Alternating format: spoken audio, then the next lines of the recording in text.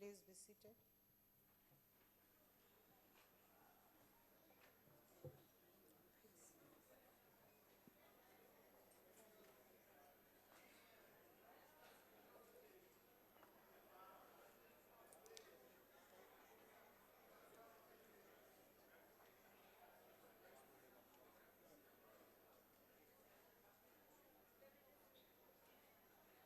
Order.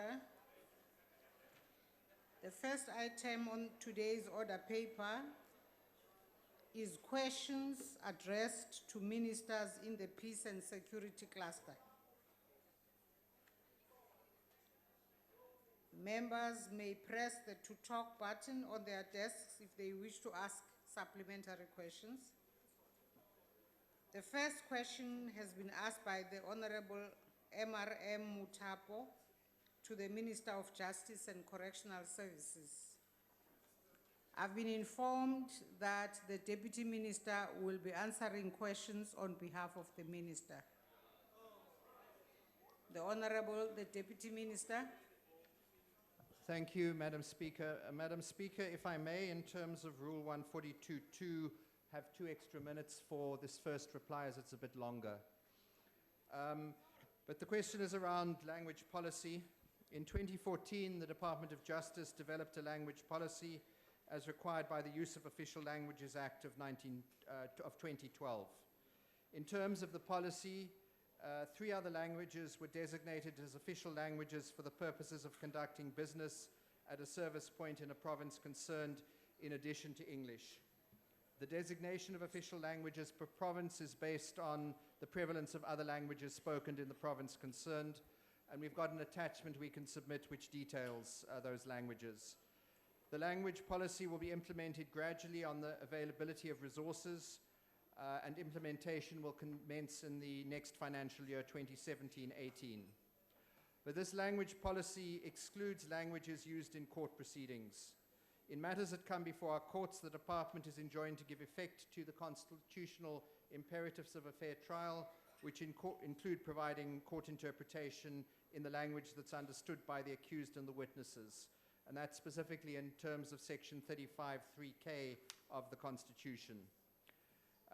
So with regard to court proceedings, there are 2 dimensions in the use of languages.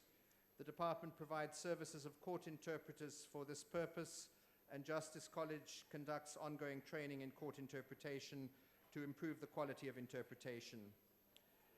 From a historical perspective, court interpretation services are mainly provided for an accused or witnesses who speaks any other official language other than English, and in some cases Afrikaans, who will then interpret the testimony of the latter into English or Afrikaans. There's, however, an evolving discourse on the need to use any of the 11 official languages as a language of proceedings where circumstances so require. This will be instances where all parties, including the presiding officer and the legal teams, are speaking a common African language, for example. The envisaged policy will be in such instances, proceedings will be conducted in that African language understood by the parties, with the proviso that the record be translated should this be necessary for purposes of appeal or review. We ran a pilot project in selected courts, which is going to assist us in terms of developing a firm policy on that. We also have a problem, I must mention, with regards to language interpretation, and that is the large number of non-nationals who make use of our courts, and the need for them also to have interpretation. Some of the most prevalent languages that are demanded by accused persons include Igbo, Chichewa, Amharic, Urdu, Swahili, and Shona. These above languages are demanded even if the official languages of the country of origin of the accused non-national is either French or English, and we're therefore developing policy on this issue as well, which will mainly entitle the accused person to the interpretation of the official language of his or her country of origin and not necessarily the home language, unless interpretation in such a language is easily accessible. Thank you. The Honorable Mutapo. Thank you, Madam Speaker.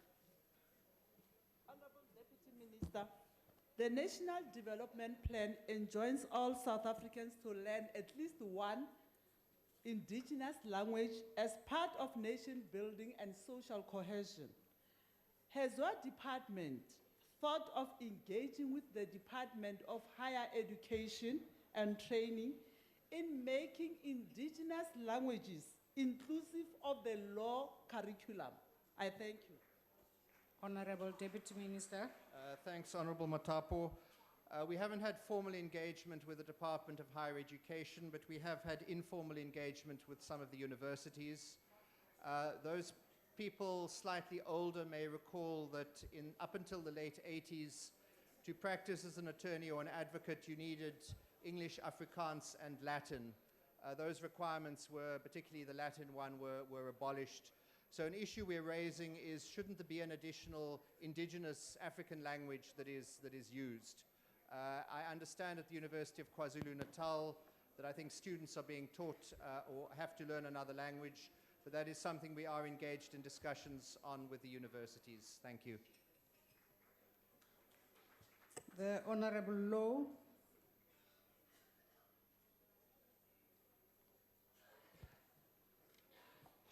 Madam Speaker, I take in question on behalf of Honorable Low. Well, Please proceed. Sehlongwathiswa sa borobong, Section 9 of the Bill of Rights, se re netefaletsa tshireletso ya ditshwanelo tsa botho ka tekatekano tlasa tsamaiso ya molao. Mme ditshwanelo tsena le netefaletso ena ke lefela la mafela mme ha di re letho ha fela e le hore katamelo ya baahi makgotleng a dinyewe ha e phethahatswe ka hobane ba hanelwa ho bua dipuo tsa bona tsa setso.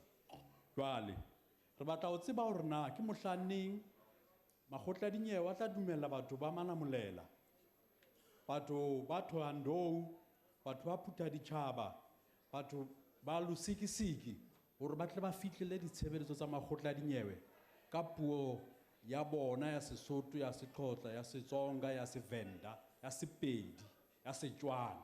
Mme re batla hore lefapha le itlame hore lemo sena se tlang ha sena fela hono ho soka ho phethahatswa. The Honorable the Deputy Minister.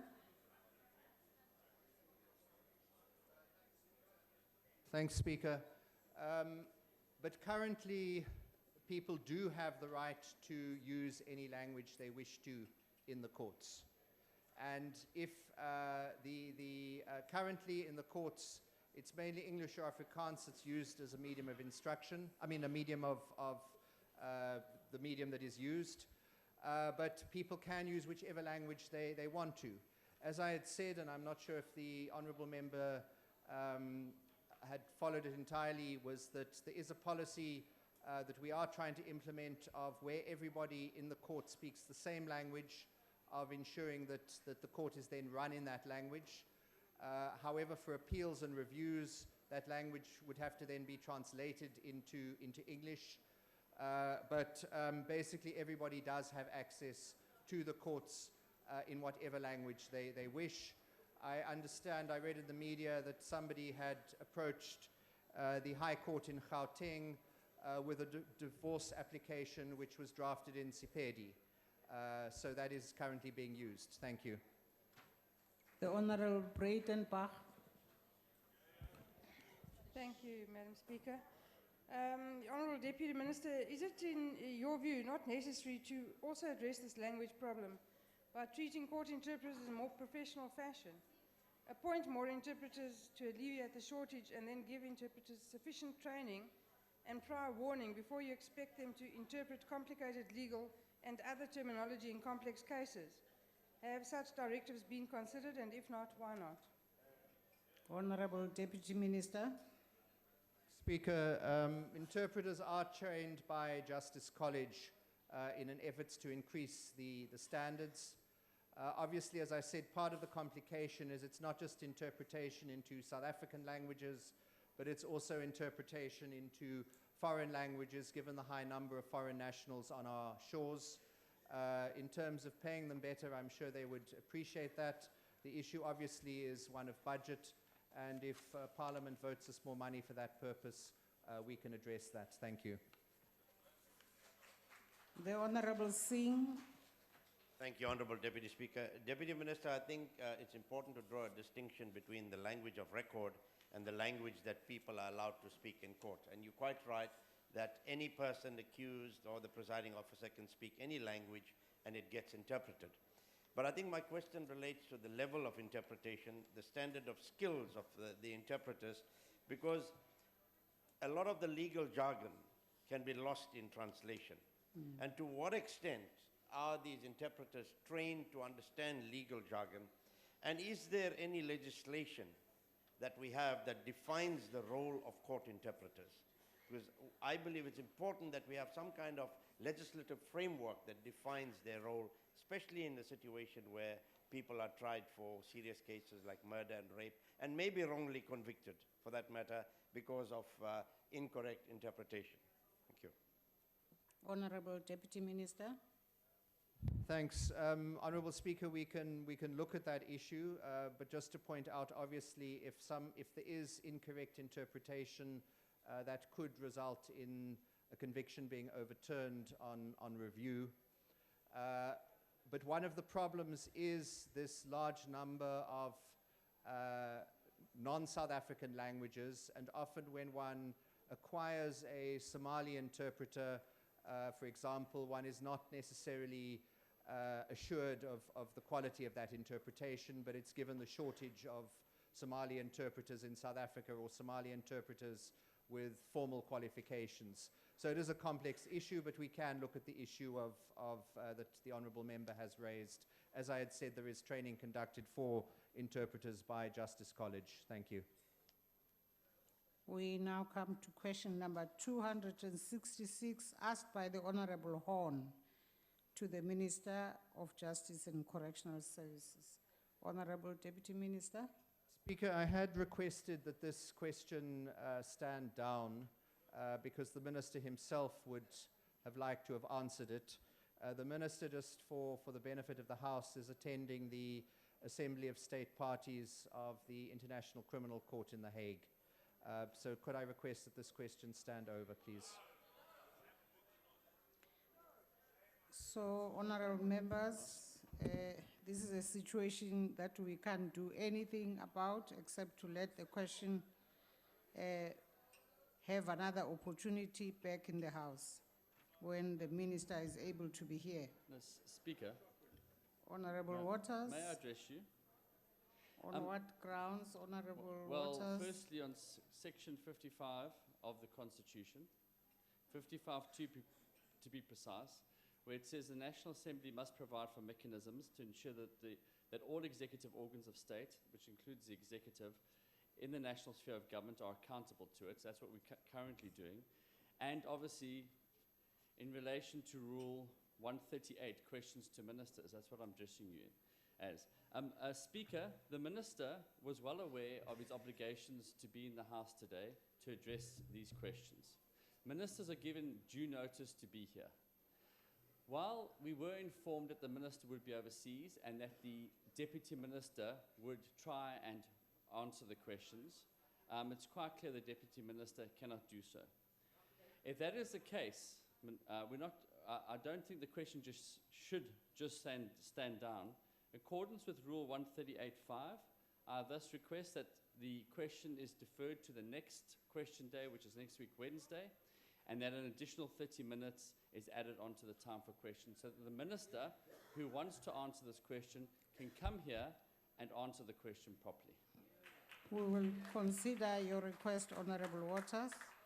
We come to question number Speaker. 273. Speaker, Yes, Honorable Waters. sorry, with all due respect, if you say you can consider the request, that means you may not No, consider Honorable it. It may not- Waters, please, let's not now start arguing about If- this. we Honorable just need a Waters, I simple- have heard you.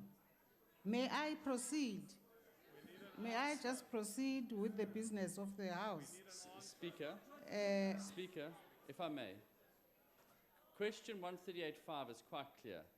If a minister is absent on a day when a question relating to the relevant cluster is called and the question is not answered by the Deputy Minister or another Cabinet Minister, in accordance with Sub-Rules 3 and 4, This, the Speaker may, if requested to do so, and we have requested you, to let the question stand over and be added on to the question paper in the following week. And that's what we're requesting. Thank you.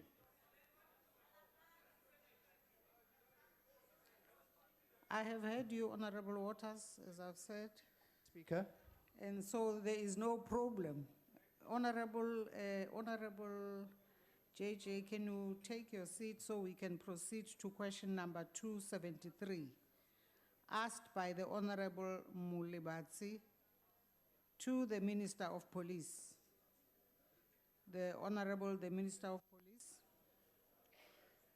No, thank you very much, Madam Speaker.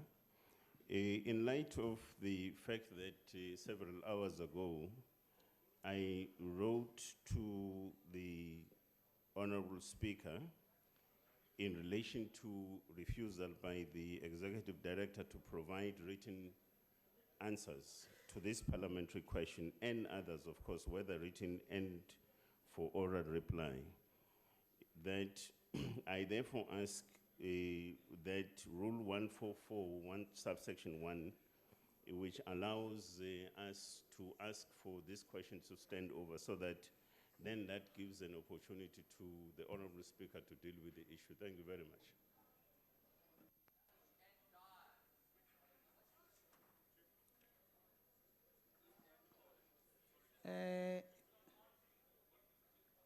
I would therefore allow for consideration of the issues that the Minister is raising before the House, and ask the House to proceed to question number 256, asked by the Honorable Hlengwa.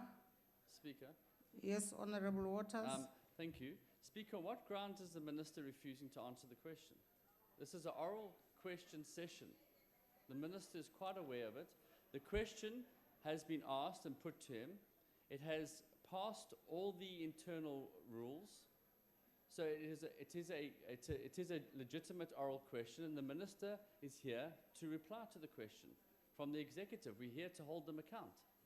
On what basis and what rule is he refusing to answer the question? The Minister is making reference to issues that sound like they are internal to the department.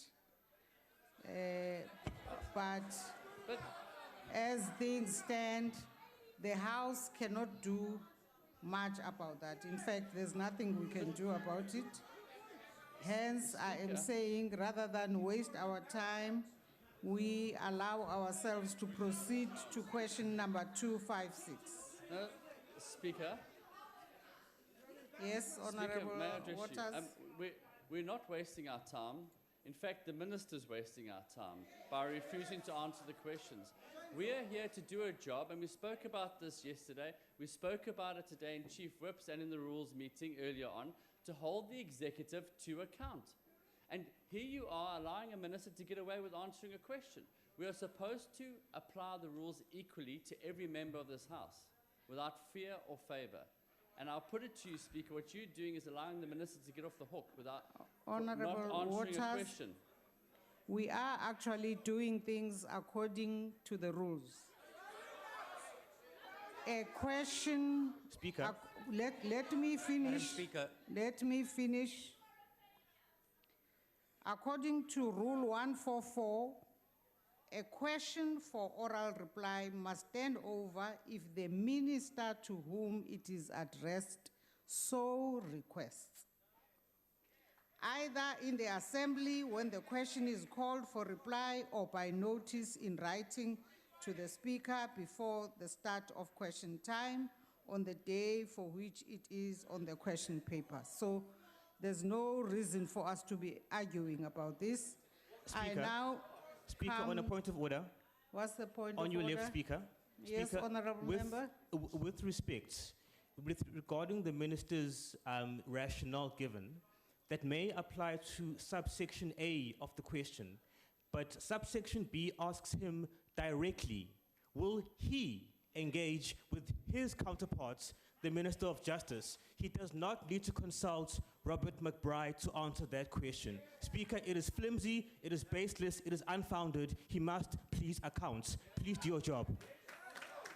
I note your strong view, Honorable Member, and I proceed to ask the House for us to move to question 256, asked by the Honorable Hlengwa Speaker, to the Minister of International Relations and Speaker. Cooperation. Speaker, you're making a farce of oral questions, an absolute farce, and we will take this up in another forum. We really will, because yeah, it's a farce. What's the point of carrying out oral questions? Honorable Waters, if ministers can come I here now and ask you and to dictate cooperate us- by taking your seat. No, Speaker, what is the point of us I ask you to continuing sit if you allow down, ministers to Honorable cherry-pick which questions you're going Waters. to answer? It's a disgrace. Who is standing in for the Minister or the Honorable Mahlobo?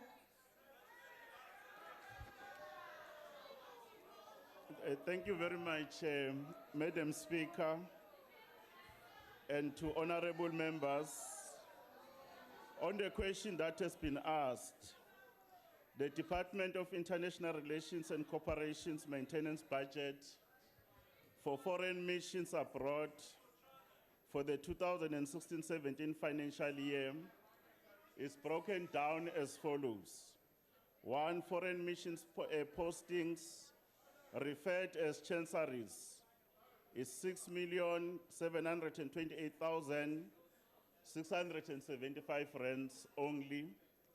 Secondly, residence, which is embassy posting, official residence comes at 4,287,477 rands only. Foreign missions housing postings, Madam Speaker, which is staff accommodation, is 2,782,693,000. On the second question, the department is undertaking an assessment of what cost-cutting measures may be implemented, which will require a detailed analysis and an impact study on the implication for the bilateral relations and its global governance agenda. The department, however, undertaking some serious assessment of what cost-cutting measures may be implemented. Thank you. The Honorable Hlengwa. Ngiyathokoza Mhlonishwa Somlomo. I would request that I get, first of all, Speaker, the actual written answer, because I've got a serious issue with the figures that have been provided. Second, Honorable Speaker, I want to ask the stand-in minister that in light of the national competing priorities that South Africa is faced with and our economic interests at home and abroad, whether to have the second highest number of foreign missions after the US in the world, to what purpose does that serve? To have this global footprint instead of prioritizing in terms of trade. Now, the assessment that is being done is in fact long overdue, but even its focus does not seek to address the problem that we face. We are wasting money with the luxuries of foreign missions which actually serve no purpose, and money that's going abroad.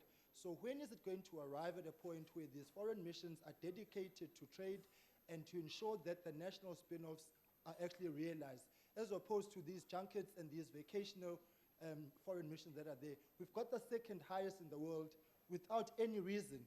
So I would like to find out what benefit is it that we have these missions when the trade-offs are not there, that we're not receiving anything that we need as a country. Thank you.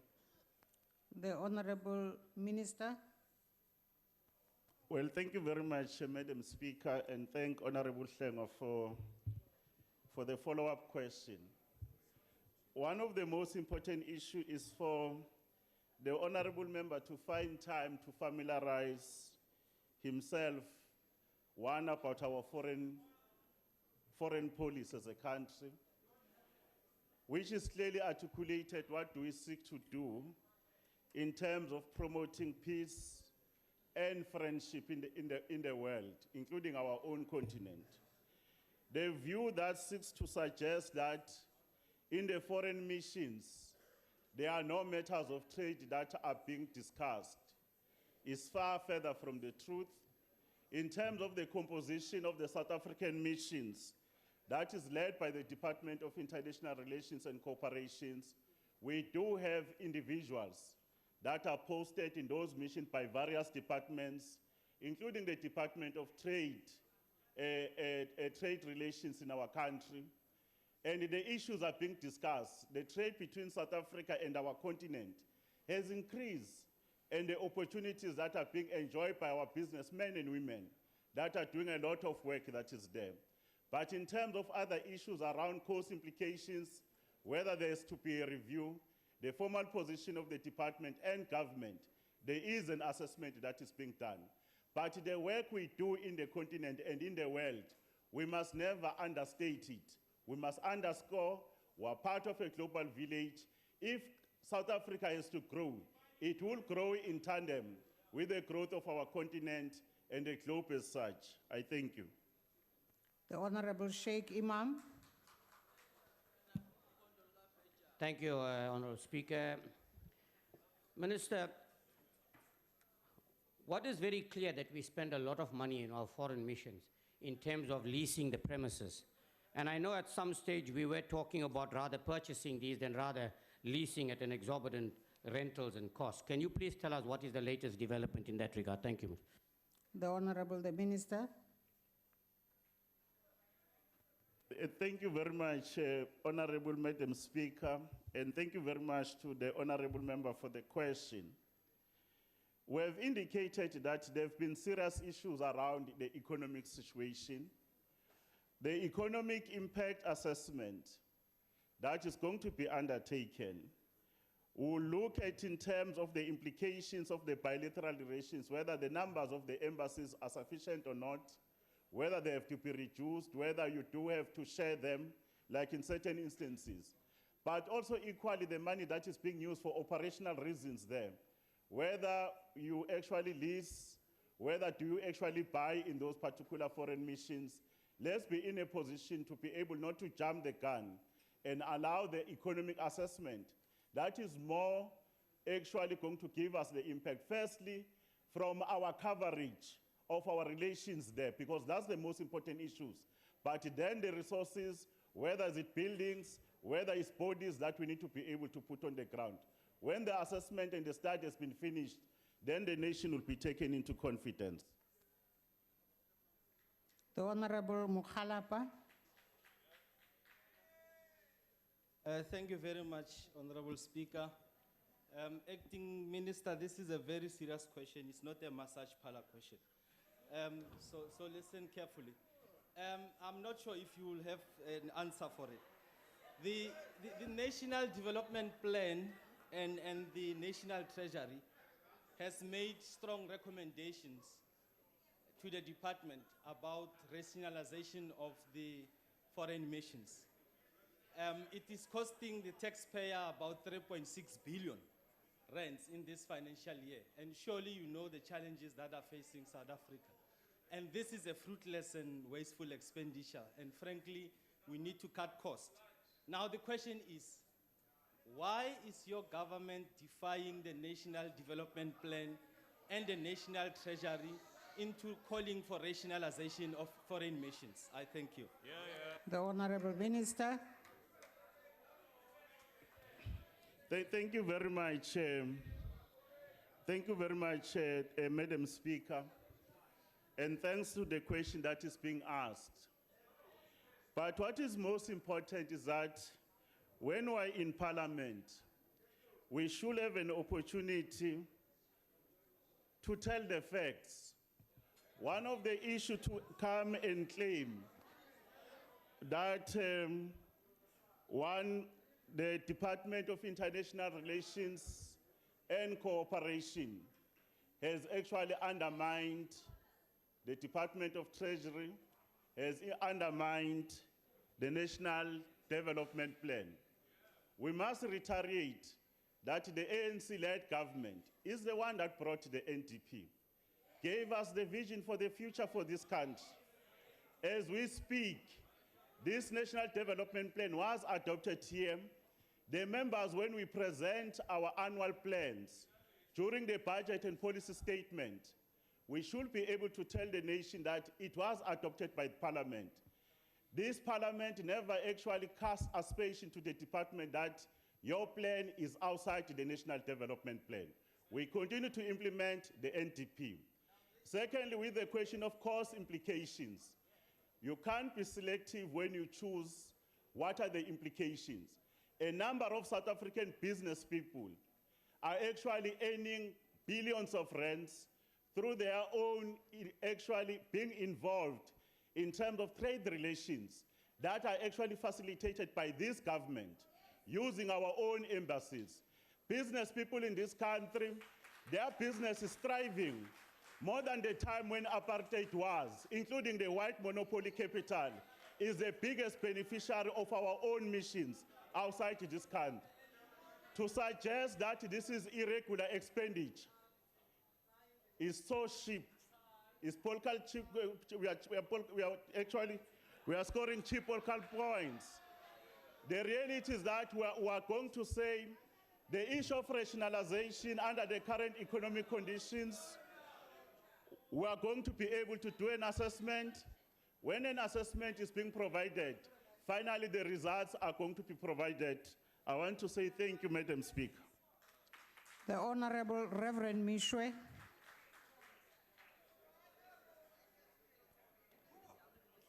Thank you, Speaker. Reports that South Africa has the highest number of embassies abroad after the US are truly outrageous when one looks at our economic conditions. When our country has more embassies in foreign countries and spending more money on them than countries that are wealthier than South Africa, it does not make sense. So what I want to know from the minister is the amount of money that South Africa spends in foreign embassies. How does that compare with the foreign investments that we get in return? Because it will not make sense to spend all the time in other countries when South Africa does not benefit. What is the comparison? Are we losing out in giving more, or are we getting more value for our money that we are spending abroad? Thank you. The Honorable Minister. Thank you very much, Madam Speaker, and thanks to the Honorable Reverend Chair. Firstly, we must be able to correct the view that we have a number of embassies as if there is no value. South Africa, at a particular point, we were a pariah state. We're not part of the international community. And thanks to the ANC and President Tambo, that started to form these relations. We're able to join the communities of the world, we're part of the global community, so that we too, we can be able to advance humanity. The benefits that South Africans have received for the fact that we're part of the global community, we're maintaining those particular relations, whether from security, keeping Africa safe, and be able to contribute to Africa's development. You might sit in the house and you don't think there's a value. Africa appreciates, the world appreciates the role that South Africa plays. When it comes to economic development and trade relations, our trade relations are surpassing the times of apartheid. A number of development has been made in our continent.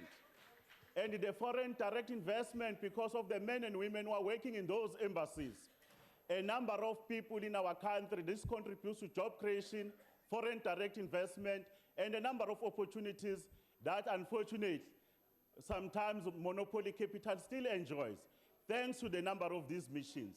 But in terms of financial prudence, wait for the economic assessment. The department will be in a position to come back. But don't undermine the work that we play within the world community. Siyabonga sihlalo.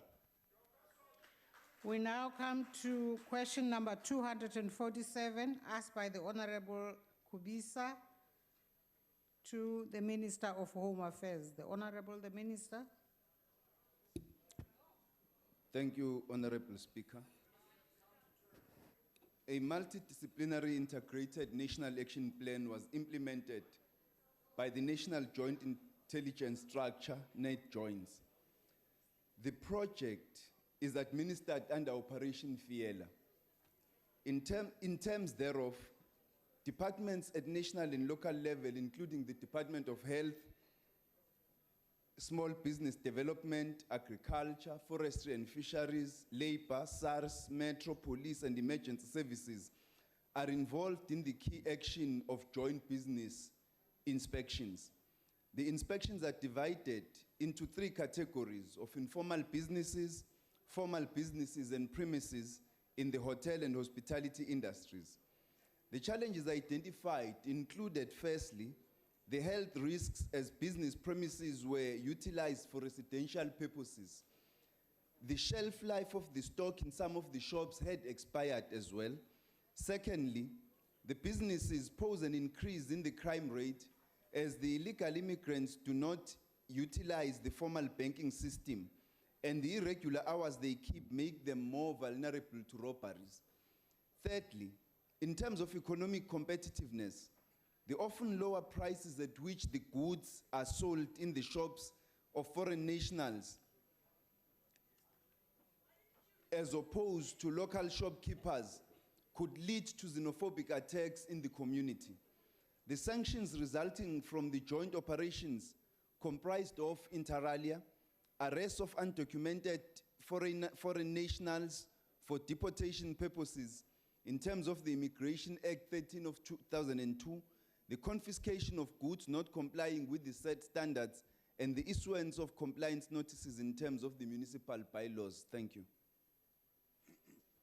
The Honorable Kubisa. Thank you, Honorable Speaker. Honorable Minister, we are mindful of the role that Africans in particular played in the liberation of our country, in the struggle. And of course, we understand that some of these people from all over the country, they bring the much needed skills. But we have alluded to the steps that have been taken to ensure that we deal with the challenges involved therein.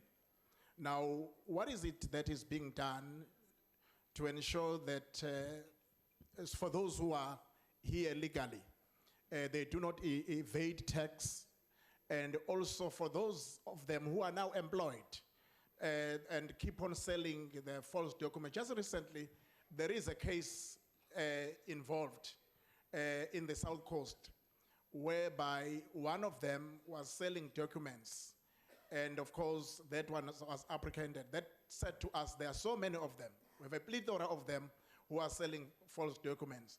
What is the department doing in that regard? And some of them who are taking money abroad instead of investing here and evade tax. Thank you very much. The Honorable Minister. Thank you, Honorable Speaker. There are several steps that we are taking as part of Operation Fiela to ensure that the businesses owned by foreign nationals comply with municipal bylaws, they comply with our small business regulations, so that those who operate these businesses can be able to register them for tax purposes, so that they are also able to bank the proceeds from their businesses, especially those who operate proper businesses that are properly registered and who have the necessary documentation for them to operate these businesses. Insofar as those who are using these businesses as fronts to commit crime, the multidisciplinary task team under Operation Fiela is also paying attention to that. As I indicated in my question, there are several of them who have been arrested as a result of this. We are continuing with those processes. The department is very active through its counter-corruption unit in investigating those who are involved in crime and corruption and ensuring that they are apprehended. And then thirdly, the immigrants in South Africa bring a lot of positive benefits to our economy and our country. We should not paint all of them with the same brush because of the wrongful activities of a few, because that in itself would result in a number of challenges we would experience in our society, amongst others, the challenges relating to xenophobia. Thank you. The Honorable Sope. Thank you, Madam Speaker. Minister, As the EFF, we certainly do not support the narrow nationalism that seeks to demonize fellow Africans, while not questioning Western criminals who come to plunder this country of her resources. We are for progressive Africanism, for Africa without colonial borders, for the integration of African markets and cultures from Cape to Cairo. On the 2nd September this year, your department released a list of countries whose citizens do not need to have a visa for an intended stay of 90 days or less. In that long list, Minister, you just have about only 4 African countries, only 4. What is being done to ensure that African citizens who enter and reside in this country are not treated like unwanted criminals, but as our brothers and sisters with a common history of colonial resistance? Thank you. The Honorable, the Minister. Thank you very much. In terms of your first remark, I agree with the Honorable Member completely. We must not subscribe to a narrow nationalism which criminalizes particularly African immigrants in our country. On that point, we agree completely. On the second point, there are steps in terms of the new international migration policy framework that is under discussion to ensure that we make South Africa accessible, particularly to African nationals from all over the continent on a variety of bases. That would include offering African business people 10-year multiple entry visas together with their families, offering African academics 10-year multiple entry visas. In terms of these two aspects, we've already promulgated those regulations. Those visas are already available to these categories of people. We've also taken the view that foreign students studying in South African universities towards critical skills are now able to apply for permanent residency soon upon completion of their studies. The main attention in that regard, the main focus are African students who are studying in South African universities. We are undertaking programs with the Kingdom of Lesotho, the Republic of Botswana, to ensure that we streamline movement between our two countries with a particular focus on Lesotho, given the unique and special relationship that exists between our two countries. We are further in discussions with the Republic of Zimbabwe about the various challenges that we face between our two countries in relation to the movement of persons between the two countries on a short as well as a long-term basis. So there are various initiatives that we are undertaking to free movement.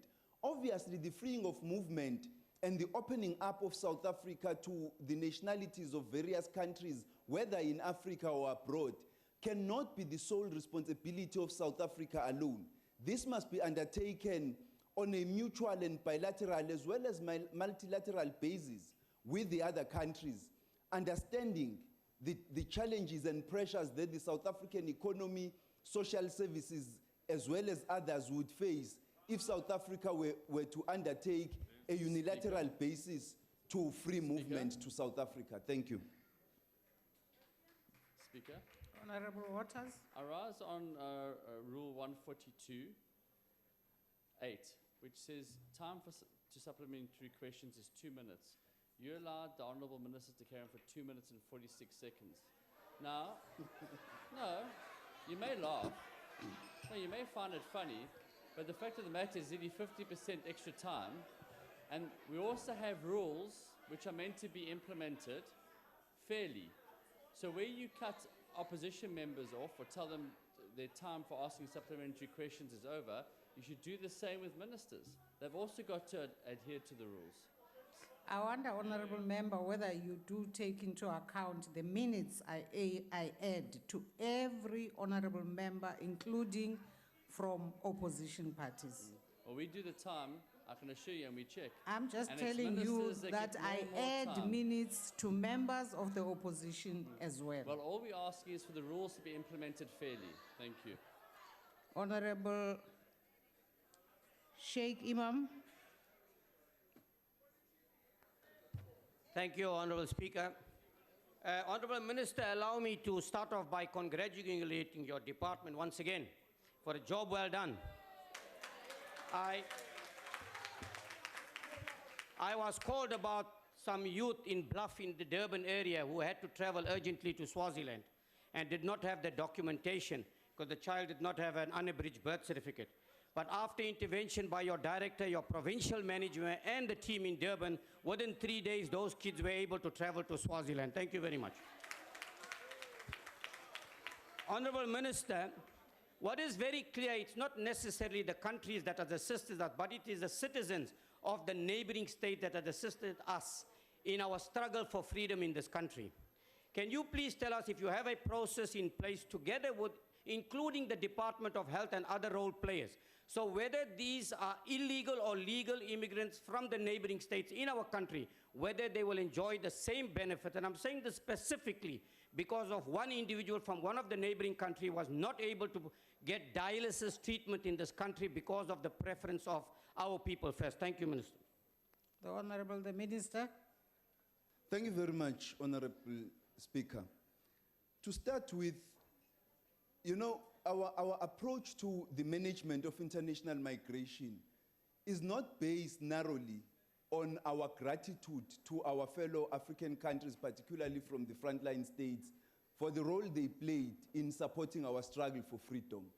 It is also based on our understanding of the significant economic benefits that our country has and will have from the process of international migration, particularly if we manage the process very well.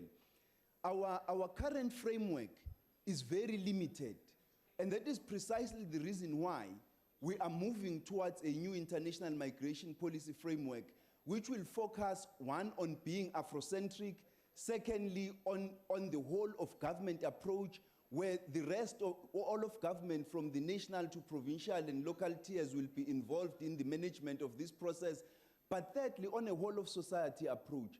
So there are various discussions that are taking place at the present moment with regard to other government departments, because whilst the Department of Home Affairs may not be particularly responsible for the policies which pertain to the management of foreign nationals in those departments or by those departments, it is necessary that we have conversations and work together as different government departments so that we align our policies to be able to advance our policy so that South Africa continues to reap the benefits, the positive benefits from the processes of international migration. Thank you. The Honorable Esther Raisin. Thank you, Madam Speaker. Honourable Minister, as you know, illegal immigrants add greatly to the burden of our already constrained economy.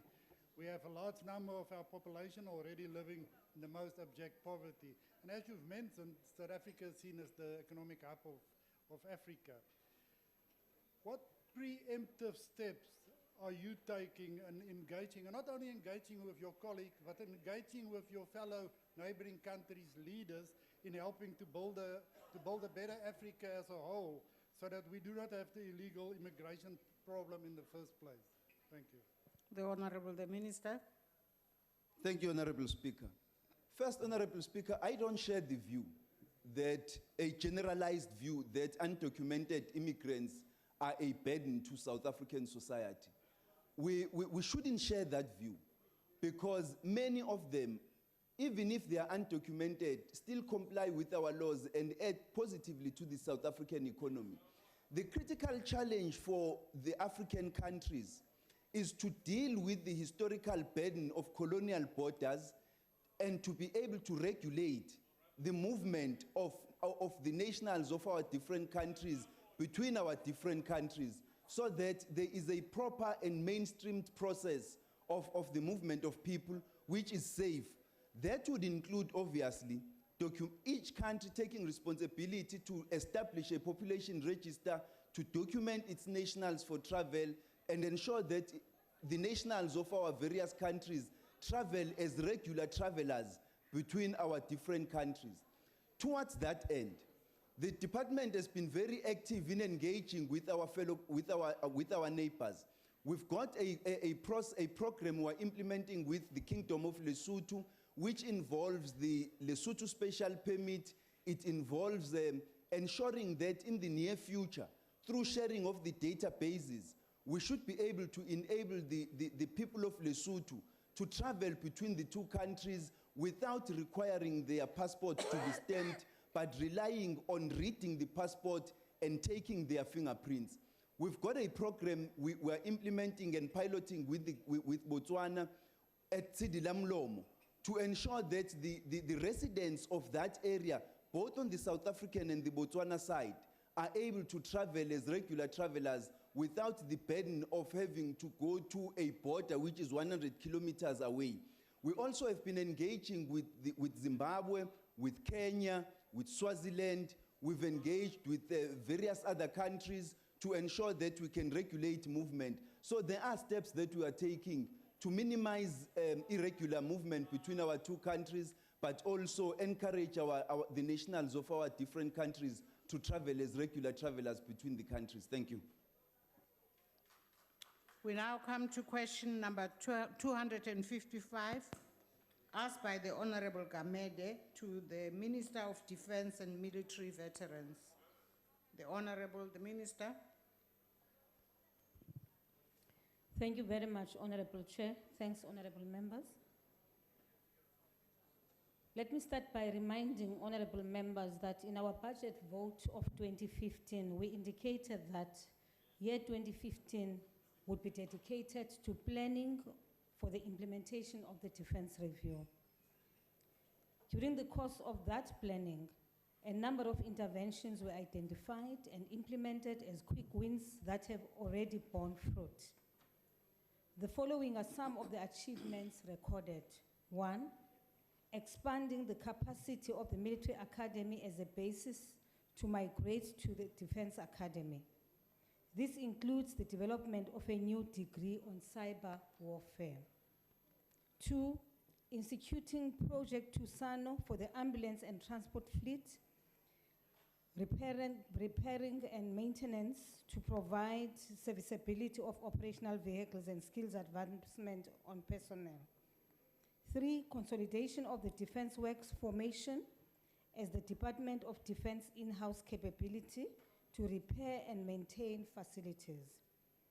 4, draft the cyber warfare strategy as part of a collective of the JCPS as a component of the National Cyber Policy Framework, which is groundbreaking and is the first structured effort to brace against cyber onslaught. 5, developing an accelerated acquisition process that will be responsive to current operational commitments with AMSCO and the Defense Materiel Division working together to make this happen. The initial phase of implementation of the Defense Review is referred to as the Department of Defense Plan to Arrest the Decline, and is work focused on creating a firm base to move into the future. This phase consists of interventions that are both cost-driven and non-cost-driven, as well as cost-driven in nature. The approach to planning the implementation of this Defense Review has had to take into account a number of complications. Firstly, the Defense Force has to continue executing all that operational commitments whilst implementing fundamental changes to its day-to-day functioning. Secondly, only the deliverables that can be achieved within the current funding baseline can be translated into annual performance plans. Thirdly, prioritizing the cost-driven interventions to ensure the best defense output and value proposition for South Africa. This is further complicated by the fact that no additional funding for this purpose has been allocated yet. I thank you, Honorable Member. The Honorable Gamede. Thanks, Speaker, and thanks, Minister. Now, the Department of Home Affairs, Minister, is the lead department in the establishment of the PMA. How will this authority reinforce the objectives of the Defense Review Implementation Plan? Thank you. The Honorable the Minister. Thank you very much, Honorable Member. As you know, we operate as a cluster, and therefore the Department of Defense is part of the cluster which deals with issues of the Border Management Authority. We have a responsibility for border control. And of course, the Department of Home Affairs in the main focuses on issues of immigration into the country. So yes, much as the Department of Home Affairs will be leading the Border Management Authority, but all entities within the security cluster have a role to play to ensure that the Border Management Authority succeeds in its work. So we are going to be having a coordinated effort of ensuring that no undesirable elements enter the country illegally. Thank you. The Honorable Mente. Thanks, Chair. I will ask this question on behalf of Honorable Mente. The Defence Review outlines 5 key milestones that South Africa must embark upon to rejuvenate the South African National Defence Force and establish commensurate capabilities. Planning milestone 1 aims to arrest the decline in the military critical capabilities through immediate directed interventions. Planning milestone 2 aims to rebalance and recognize the SANDF as the foundation of the future growth. Planning milestone 3 seeks to create a sustainable defense force that can meet current ordered defense commitments. Planning milestone 4 covers the enhancement of the defense force capacity to respond to the nascent challenge in the strategic environment and planning. Milestone 5 aims to defend South Africa against an imminent or dire threat. All these require more money, and as it is, we have already. We must be reducing spending. We must be reducing spending on defense. How are you planning to ensure that the recommendation of the Defense Review get implemented without additional funding? The Honorable the Minister. Thank you very much, Honorable Speaker. Honorable Member, we are all aware that government faces significant and competing requirements. This, of course, puts enormous pressure on the fiscus and consequently leads to a constrained funding ceiling to defense. That has not allowed for the implementation of the Defense Review for now.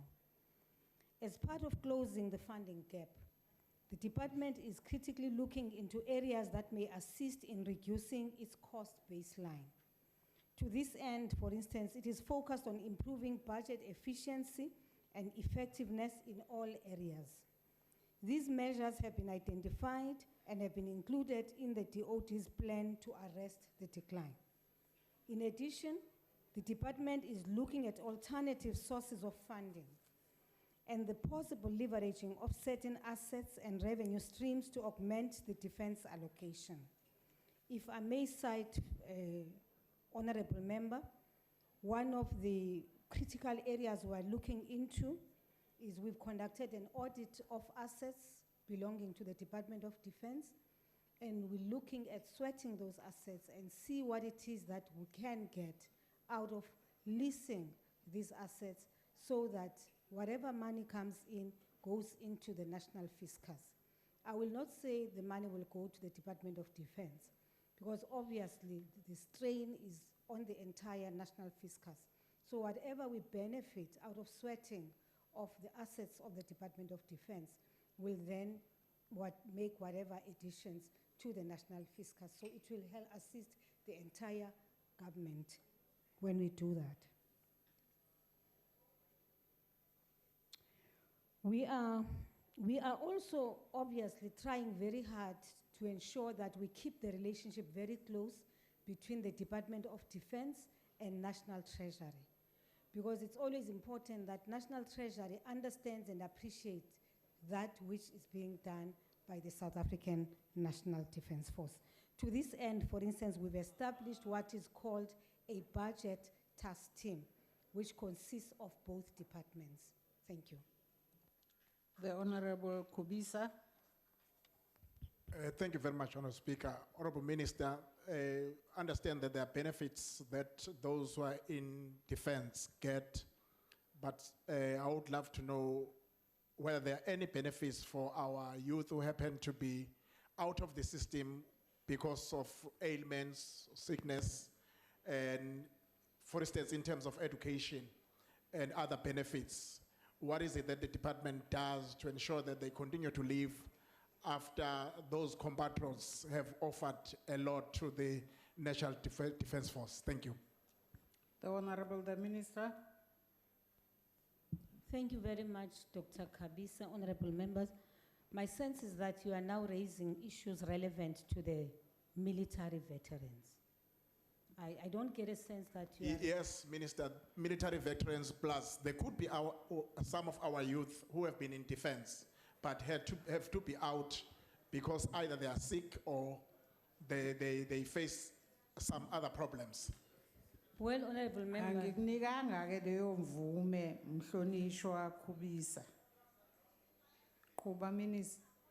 Honorable Kubisa, whether you leave the defense force because you are not, or you are physically unfit, or you leave because, for whatever reasons, but what is important is that once you have served in the South African National Defense Force, once you come out of the system, it makes you a military veteran. And therefore, you do not belong to the Department of Defense. You go into the database of the Department of Military Veterans, and you then, of course, register, and you then get benefits, whatever benefits are acquired or are rolled out to all military veterans. So I would hope that maybe next time we'll then have a longer discussion on the matter. Thank you. The Honorable Mas Mwango.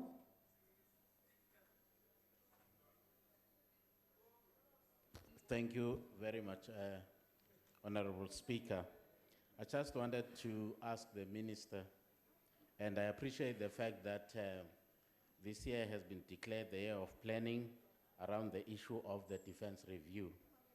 However, I do want to ask the Minister why she is not immediately implementing a phased-in approach of the defense review, because our existing equipment is becoming obsolete and large-scale replacement thereof being way beyond our existing budget and availability of funds for that purpose. The matter cannot be postponed any longer as far as I'm concerned, given the fact that there is a glaring decline of our military capabilities. And I believe that a phased-in implementation of the defense review must begin in earnest, Honorable Minister. I thank you. The Honorable the Minister. Thank you very much, Honorable Speaker. Honorable Mngwanga Umamelang. I said 2015 was dedicated to planning. We are now in 2016. Not only are we in 2016, we've actually started a process of implementing the defense review. How are we implementing the defense review? We've looked at those areas which do not require cost measures. For instance, we have what is called Operation Tusano. Operation Tusano is a project between ourselves and the Cuban government, which focuses on maintenance and repairs of all vehicles belonging to the Defense Force.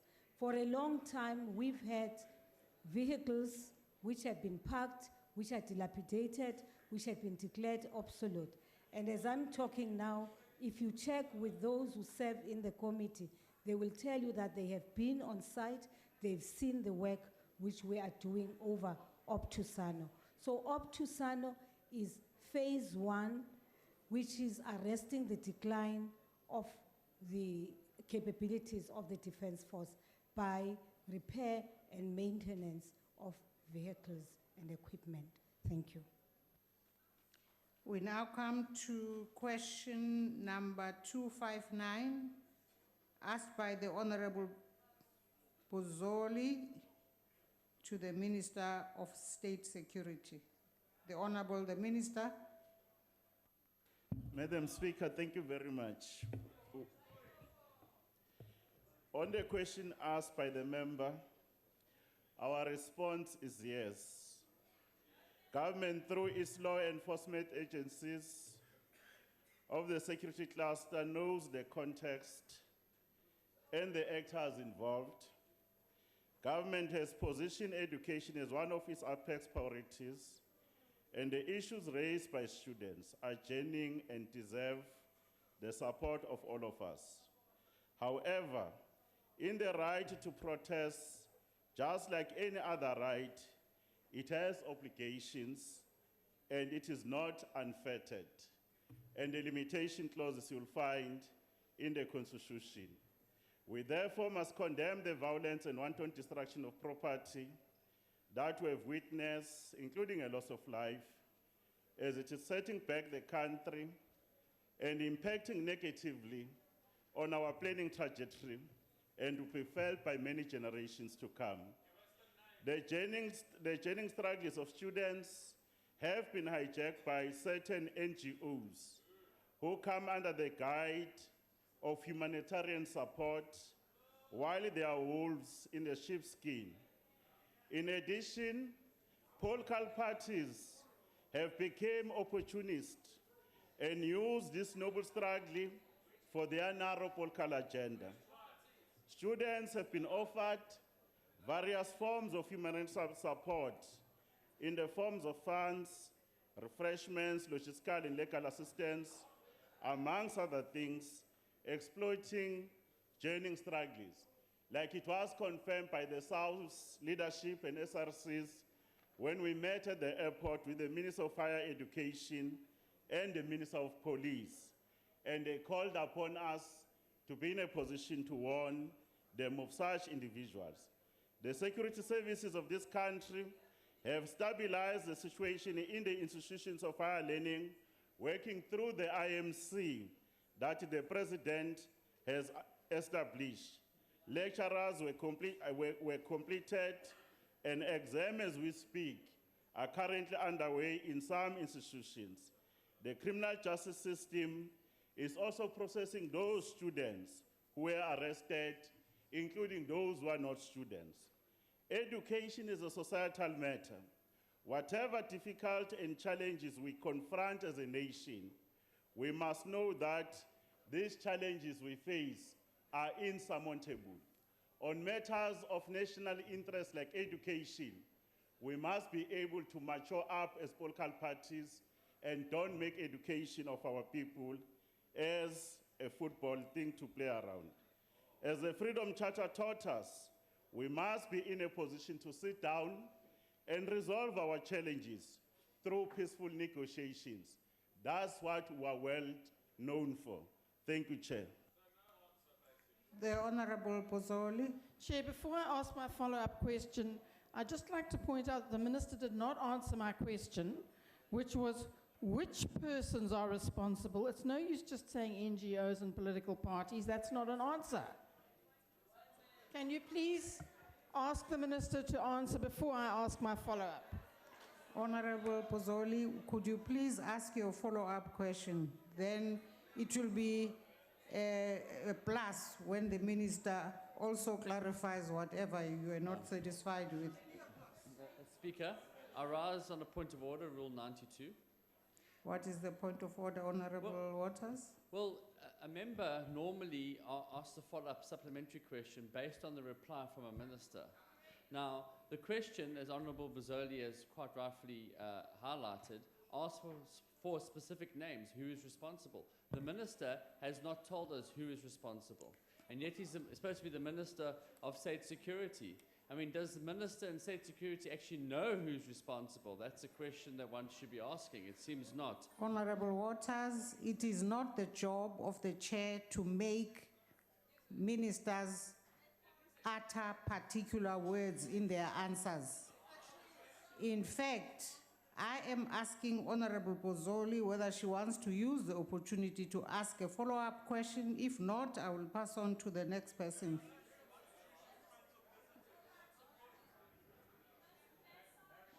Chair, I do want to ask a follow-up question, but I'd like the Minister to answer the question I asked in the first place. Honorable Pozzoli, I'm not going to dwell on this matter. I'm giving you an opportunity to ask a follow-up question yet again. All right, thank you, Chair, for not assisting me. Minister, in your many meetings at your home, which were revealed to have taken place in last week's Mail and Guardian, with Mr. Mcebo Dlamini, one of the most militant leaders of the Fees Must Fall movement, who now faces charges of public violence, theft, malicious damage to property, and assault with intent to cause grievous bodily harm. Did you ever discuss any aspects of the student revolt with him? And did you provide him with guidance as to how to calm the situation rather than to inflame it? Thank you. The Honorable the Minister. Thank you very much, Madam Speaker. Firstly, the member speaks as a fact on a newspaper article without actually putting facts to the nation. One, my answer, Madam Speaker, the meeting never took place. Mcebo Dlamini has not been in my house, and I'm not his spokesperson. Secondly, it's very interesting that some members of certain parties here, they were throwing joy in some of the challenges that students were facing. Why will a member of parliament,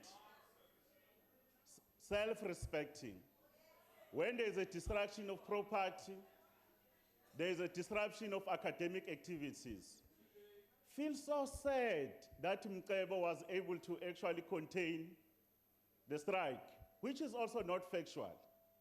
What are we dealing with here? Are we dealing with people who want to actually disrupt a matter that is so central in the development of a nation called education?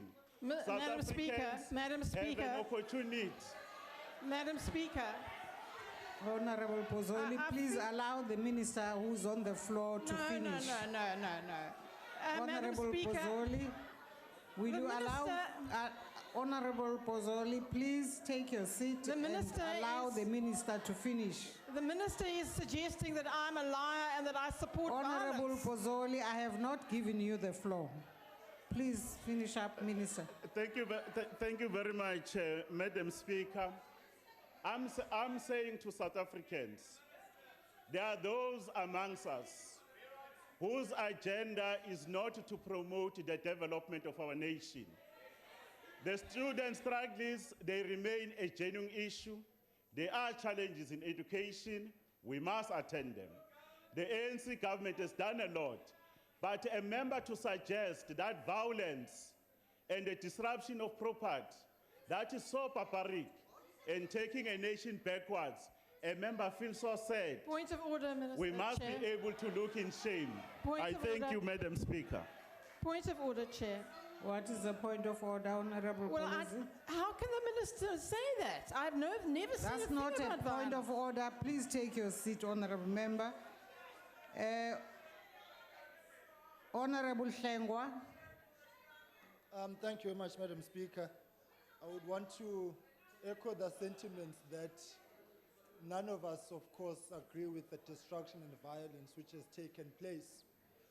But a pattern is emerging, Honorable Speaker. The same thing happened in Vuwani, 1 school, 2 schools, 3 schools. Then the protests have inflamed from one campus to another. The question is the Department of State Security and the intelligence services, excuse me, equal to the task of actually taking proactive steps to prevent these things before they happen? They come in every time to come and dampen the situation, calm the situation. I put it to the minister that prevention is better than cure. Does his department have the capacity and the capability to deal with these things? Because when this damage has taken place, it's at huge cost to the state budget. Already Vuwani is costing 170 odd million rands to repair the schools. So this emerging pattern needs to end. Where was the intelligence services to curb these things before they actually even began? Honorable the Minister. Thank you very much, Madam Speaker. I'm happy that Honorable Hlengwa says we agree that the issue of education to distract property is wrong. Because if there are those amongst us, the manner they conduct and say certain things, just to score political points, we must expose them who they are. But on the question you have made, it's very important for members to understand how intelligence works. When you gather intelligence, honorable member, through you, Madam Speaker, what happens, the information gets to be disseminated to the relevant authorities. And most of the time, normally people wanted to say we've securitized the country. When these issues, before they become security matters, they are matters that should have been attended at a local level, either by relevant authorities. Then they end up to flare up. The challenges of one, it was an unfortunate situation. It does not mean that there was no intelligence. Intelligence was provided to the government of Limpopo. They were able to do whatever they could in terms of doing those things. What is most important, rather than to point fingers to those who are trying to work hard, you must be able to commend them. Where we have weaknesses, the weaknesses must be pointed out. When the situation happened in Vuan, it was the same as in the security cluster. Working tirelessly, we brought the situation under control, including the perpetrators, they came under control. One of the issues that we must never run away as South Africans, the situation of safeguarding our country and the security of our country is everybody's responsibility. We cannot continue to be a nation that actually benefits in terms of pointing fingers. When you know who are the criminals, we are giving them refuge. In the situation of one, if we never intervened, the situation could have been bad. Thank you very much, Madam Speaker. The Honorable Mbata. Honorable Minister, you can go to town explaining your weaknesses. The reality is we neither have an intelligence or have any protection as a country. The fees must fall movement is going to be with us for a long time. And the reason for the fees must fall movement is because your government have consistently delivered inequality to our people, and as a result, they are responding. Here is a question. In Stellenbosch, in Vets, your crime intelligence and your whoever the intelligence they were seen among the students. And some of them, it is alleged that they were the ones who were actually provoking the students. The question is, why instead of peacekeeping and protest managing or train the police better, why do you bring your intelligence operatives at the height of a crisis inside the protesters? What is their role when they are with the protesters? The Honorable the Minister. Thank you, Madam Speaker. And thanks to Mbat. It's very Honorable Mbat. It's very interesting, Madam Speaker, that we have some leaders within our own country whose actions and expressions, they don't actually seek to build the country we envisioned in 1955. But and members of parliament like Honorable Mbat will have to need to find time and understand how government works. The crime intelligence as a function of the state, Madam Speaker, Honorable Mbata, if you had checked how this state is, we would have understood that it falls within the Ministry of Police. Therefore, his question is misplaced. Secondly, the presence of intelligence services were being made here, Madam Speaker, to respond to allegations without substantiating them and try to cast aspersion on other institutions or individuals. Intelligence officers, they are not written on their forehead that this is an intelligence officer, this is a terrorist, And if you can have this kind of leadership, where instead of actually, if people have committed crime, if intelligence officers, they were there, they are within the country in terms of their own mandate. But if intelligence officers, they are breaking the law, this democratic dispensation has created a recourse mechanism. You will have reported to the ministry concerned. There's a joint standing committee on intelligence. More importantly, is to conclude the process of the Inspector General, so that if there are any abuses, those abuses can be responded to. But unfortunately, this honorable member can't be assisted that I respond to issues of allegations, but more importantly, also a misplaced question that you don't understand the difference between police and state security. Ngiyabonga, Madam Speaker. The Honorable Tlowama. Thank you, Honorable Speaker. Honorable Minister, I can't help it. When I look at you, I see a hyena being hacked to death while you are hugging syndicates. Honorable Minister, don't you think you are a threat to a security or a liability? Won't you take a special leave while you are cleared if you still have any moral compass? Thank you, Honorable Speaker. The Honorable the Minister. Thank you very much, Madam Speaker. Well, it will be very important for a member, even if you are a politician, just to have a sense of the ability to analyze. I've issued a statement. There they make allegations, and without a shred of evidence. And instead of a member being consistent, I'm the same person who went to open a case, which is unheard of. The member will also have to understand what kind of a nation do you want to. There are a number of individuals. I'm not actually even been charged. I'm not actually being a suspect. But more importantly, without actually allowing that to go through those processes, yesterday we were saying something else. You even have certain people here who are members of the House. At certain instances, they have to appear in front of our justice system. You don't actually, because of cheapness of politics, we are not actually referring to those individuals. I'm not above the law. I'm going to subject myself to the issues that are being raised, so that this thing of trying to scandalize people, tarnish their image, is not going to succeed. You know, I always believe that lies have short legs. They have short legs. Very soon, whatever is happening is going to come up.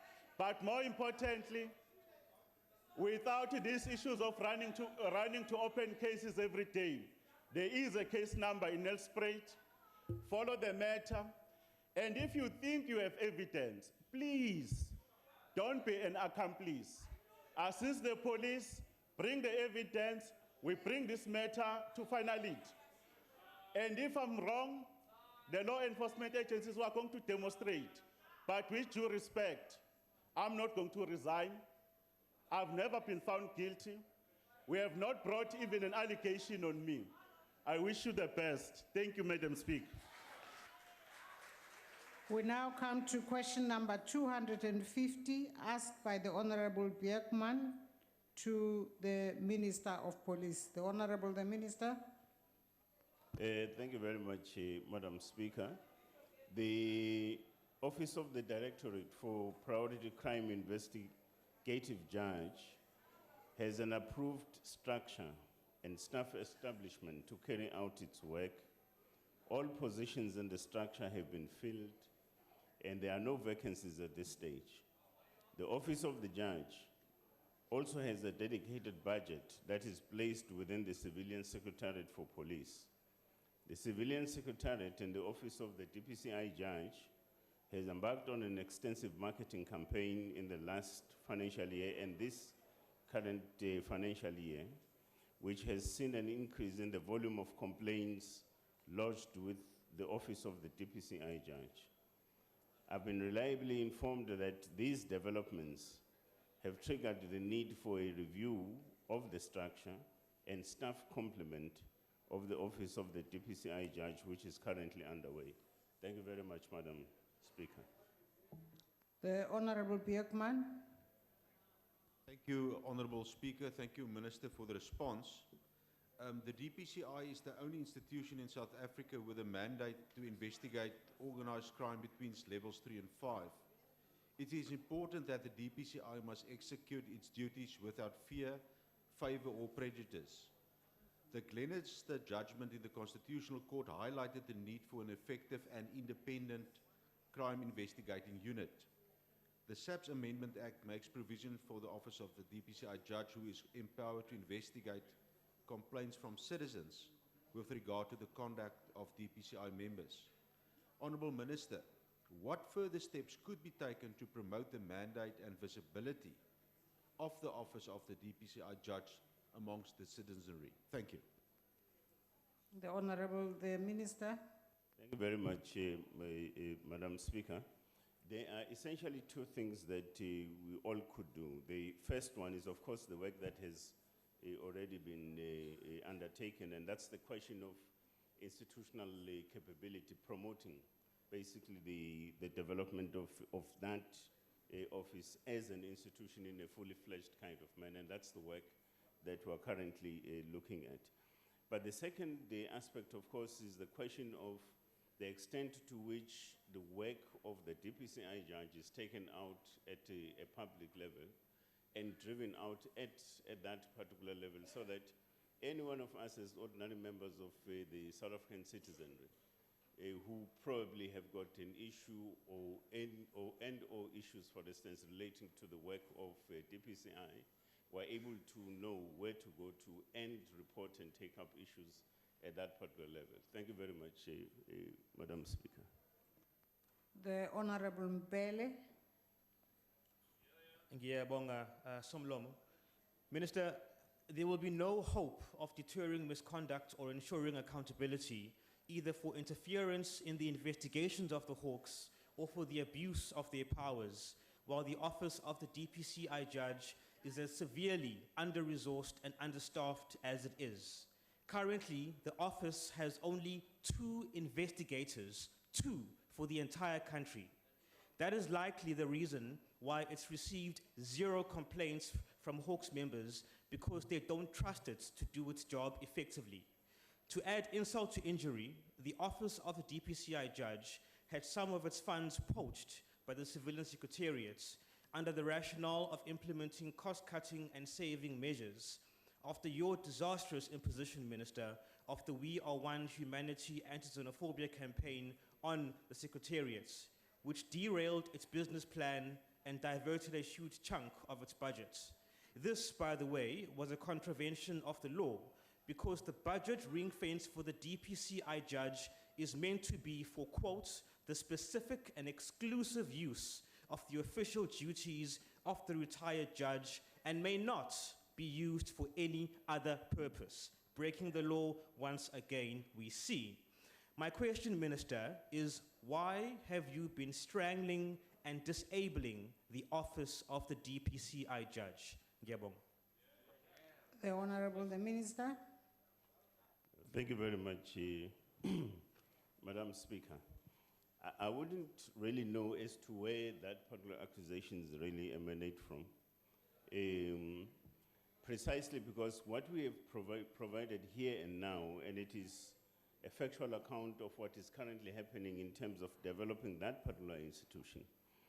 Now, the question of capacity, we have never stood out there in public and said that the office of the DPCI judge is fully capacitated and so on.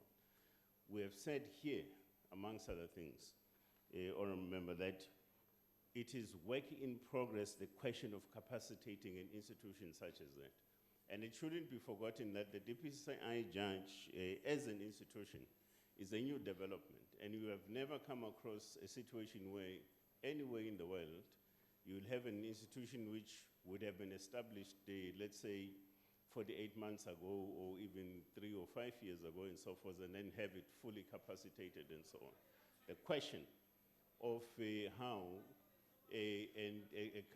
how an institution such as that has got to grow is an ongoing question. So that's basically that. Now, the question of, I don't know where you get it from, Hawks members do not report to the DPCI judge.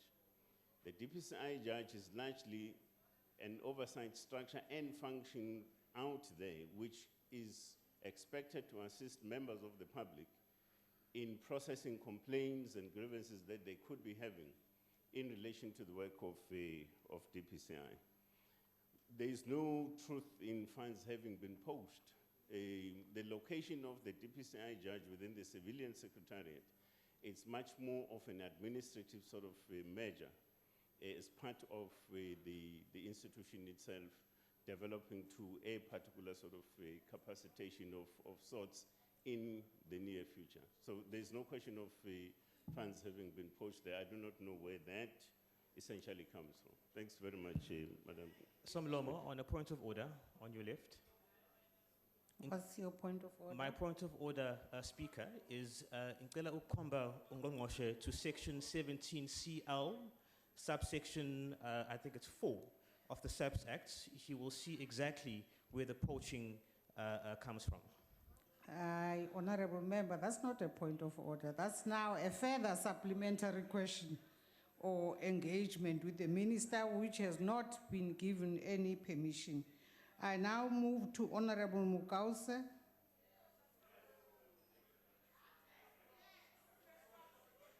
Thank you, Honorable Speaker. Minister, there's a growing trend of Director for Priority Crime Investigation known as the Hawks, also used to fight political factional battles within your party, the ANC. We saw horrible scenes at SARS offices last month when a member of the Hawks held a SARS official hostage and harassed him. What have you done to ensure that this situation do not happen again? And how far is the investigation regarding the matter, if there's any investigation? The Honorable, the Minister.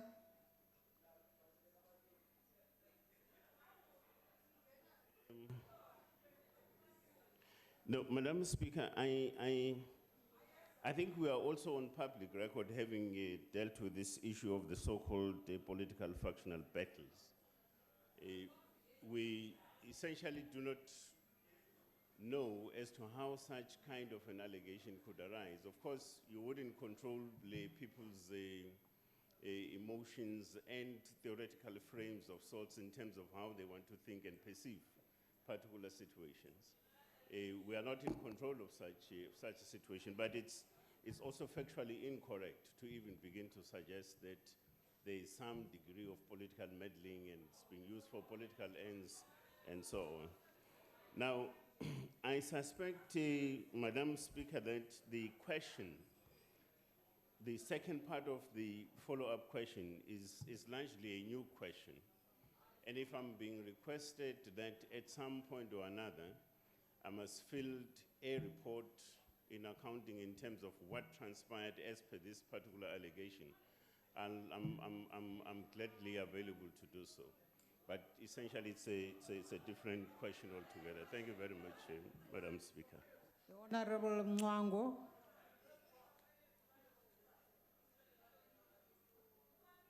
Angbonge Somlom. So I just wanted to ask the Minister whether the Office of the Inspecting Judge is confident that its capacity for investigation extends to our outermost rural areas in respect of complaints against SAPS members. Because where we have been in terms of our oversight, we have discovered that there are already backlogs in this regard. Thank you. The Honorable, the Minister. Honorable Speaker, indeed the question of capacity is an ongoing challenge, Honorable Member. Now, the question of the extent to which and to which degree would certainly satisfy the rural constituency insofar as this issue is concerned, I think depends largely on the work that I had referred to earlier on, and that is the question of the capacity that we are building on an ongoing basis to be able to also deal with these particular challenges as you allude to. Thank you very much, Madam Speaker. We now come to question number 251, asked by the Honorable Kenya to the Minister of Home Affairs. Honorable Minister. Thank you, Honorable Speaker. There is a growing interest by members of the public to apply for their enabling documents through the banks. There has been notable quality of service and professionalism displayed by both banks and government. This pilot project has contributed to the improved methods of combating fraud and corruption. It has further enhanced the image of the Department of Home Affairs as it leads to quick turnaround times in processing applications for both smart ID cards and passports. This partnership with selected banks has allowed clients to lodge applications at their own leisure in the comfort of their homes. It has also provided a solution to long queues that were synonymous with Home Affairs offices in the past. There's been an improved efficiency in service delivery as a result of this partnership. The Department of Home Affairs has served as a catalyst in e-government services within the public sector, as evidenced by awards it has won in this regard. Currently, the pilot is limited to Gauteng and Western Cape provinces. However, the department has been in constant engagement with the Banking Association of South Africa and individual major banks, where a clear objective of rolling out to additional branches is being pursued, so that the footprint of Home Affairs services being offered at the banks can be extended to other remaining provinces, and thus reaching the larger part of our population. Thank you very much. The Honorable Kenya. Thank you, Deputy Speaker. Firstly, the department must be commended on this initiative, which has further enhanced the quality of service delivery to our people. Secondly, what key lessons have come out of the pilot in Gauteng and Western Cape, which will enrich the rollout through the remaining provinces? Thank you. The Honorable the Minister. Thank you, Honorable Speaker. One of the lessons that we have learned relates to ensuring at all times the reliability of the network supply, so that our offices are operating on a 24/7 basis to be able to service our clients. But secondly, we have been able through this, once we roll it out to other provinces, we will drastically increase the numbers of people who convert their green barcoded ID document into the smart ID card, so that we can speed up the process of the conversion of the green barcoded document to reduce the levels of crime, the risks to the financial, insurance and other industries, including the public sector, of people who possess documents which should not be in their possession. It is in our very great interest that this process should be speeded up, so that we are able to ensure that we verify the identities of all the people who possess the green barcoded document and convert those into smart ID cards to clean up the National Population Register and ensure that the people who are in possession of South African identity documents are people who deserve to be. Thank you. I see that Honorable Malema's name is in the system, but I know he's not here. Yes, yes, Mama Somlom, it's me. Okay. Thanks, Mama Mkomo. Minister, while innovation is commended, it is the fact that it is mostly people in rural areas that have difficulties with accessing Home Affairs service. But your initiative to partner with banks to issue smart cards when one look at the branches selected, such as Absa in Centurion, FNB in Sentin, Netbank in Morningside, it is clear that government is only concerned with access services for white and rich people only, and they do not have to deal with the incompetence and corruption of Home Affairs. Which other initiative in your department, Minister, implementing to ensure that people in Toyando, people in Ngoma, people in rural areas have access in Home Affairs services? Thank you. The Honorable, the Minister. Thank you, Honorable Speaker. The Honorable Member makes a very wild allegation based on a pilot. As we indicated when we announced these 12 branches, we said very clearly that these were pilots to enable us to study how the process is going to be rolled out. We've not even yet announced how we will roll the process out in all the other provinces, and therefore which other branches of the banks in rural areas are going to have access to the same facility so that we reach out to people in rural areas. But secondly, the department is in the process of rolling out the conversion of our offices to live capture offices around the country. We are undertaking the process on a gradual basis, given the availability of resources and the volume of work required in the conversion of the offices. At the same time, we are expanding the footprint of the department, not only beyond the 4 existing banks, because there are other 2 banks which have requested to join the process, but we're also discussing with the Department of Public Works the rollout of these services, of Home Affairs offices in the rural areas by establishing the physical infrastructure in the areas where we don't exist. And therefore, it doesn't make anybody look any smarter to make allegations which are both unfounded and untrue. Thank you. The Honorable Wilson. Order, Chair. No Honorable Member. I'm rising on a point of order. What Chair. is the point of order? I think the Minister is uncalled for on the latest statement that he's making. Because the truth of the matter, the rural people are not catered for. Honorable We are prioritizing white and rich people. Honorable So Hlophe. don't come and attack me. That's not a point of order. Honorable Wilson. Honorable Minister, overall, as far as the smart IDs are concerned and the rollout of the program, we must recognize that it has been largely a success. You can apply for the card on a Monday, and by Thursday you can receive it, and we must recognize that that's a great initiative. But nonetheless, there still remain some massive problems that exist, 2 of which are, the first thing is the issue of the long queues. You referred to it, but I'm afraid those queues are still there. In a number of offices, there are still massive long queues. Many people have to leave work to go and apply for these IDs. They get to the end of the queue, only to discover then that what compounds the problem is network instability, the problems that the department is still grappling to deal with. Now, I understand that you're engaging with CETA on this to try and resolve it, but the problem still exists and it's been there for a number of years. How long is it going to take for this thing to be sorted out, finalized once and for all, so that there's faster turnaround and better quality of service delivery to our people? Thank you. Honorable Minister. Thank you very much, Honorable Chairperson. Indeed, we are quite concerned and have raised our concern as well as the department with regard to the instability of the network we are supplied by CETA. We have had engagements with them.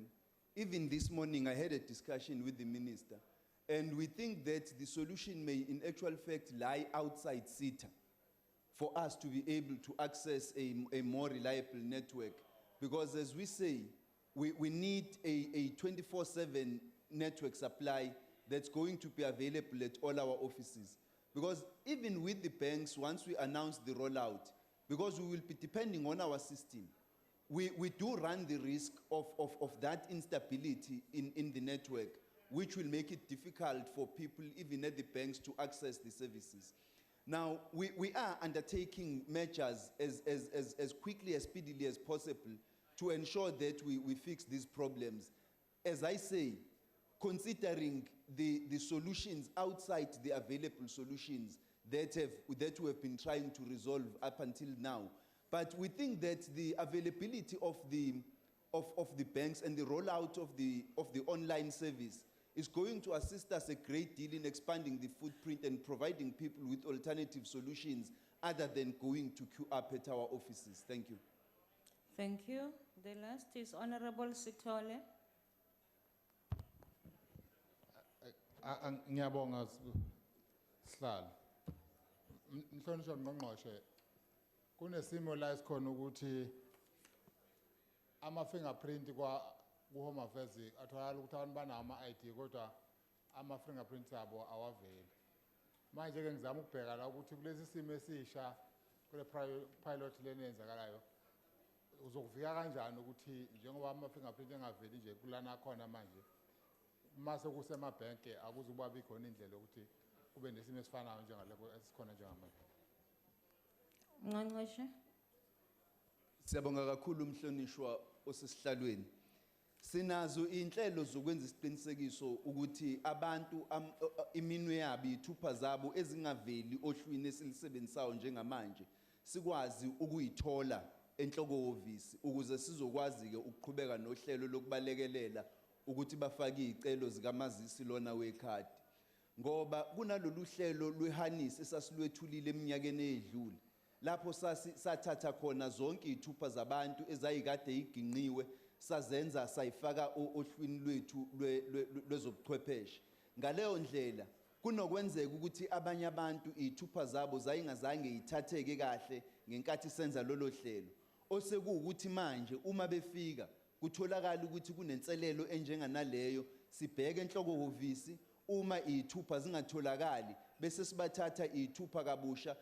Into enhle ke kuloko yokuthi sithatha sisebenzisa lolu hlelo lobuchwepheshe olwenza ukuthi izithupha zomuntu isheshe ingene kwinqubo lena esisebenzisayo kungabe kusaba ukuthi mhlawumbe kwalahleka amaphepha ayekade ethwele izithupha zomuntu. Lokho ke kuyaselekelela kakhulu. Sicabanga ukuthi lapho sike saba nezingqinamba ezinjenganalezi khona sikwazile ukuthi siyixazulule. Abasebenzi bomnyango wethu baqeqesheke kahle ukuthi bakwazi ukuyixazulula lezo inkinga uma bebhekana nazo ukuze sibalekelele abantu abazofaka izicelo zabo. Siyabonga sihlalo.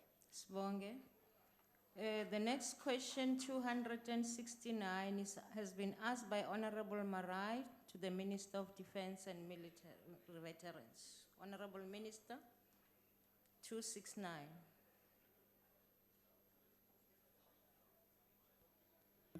Thank you very much, Honorable Chair and Honorable Members.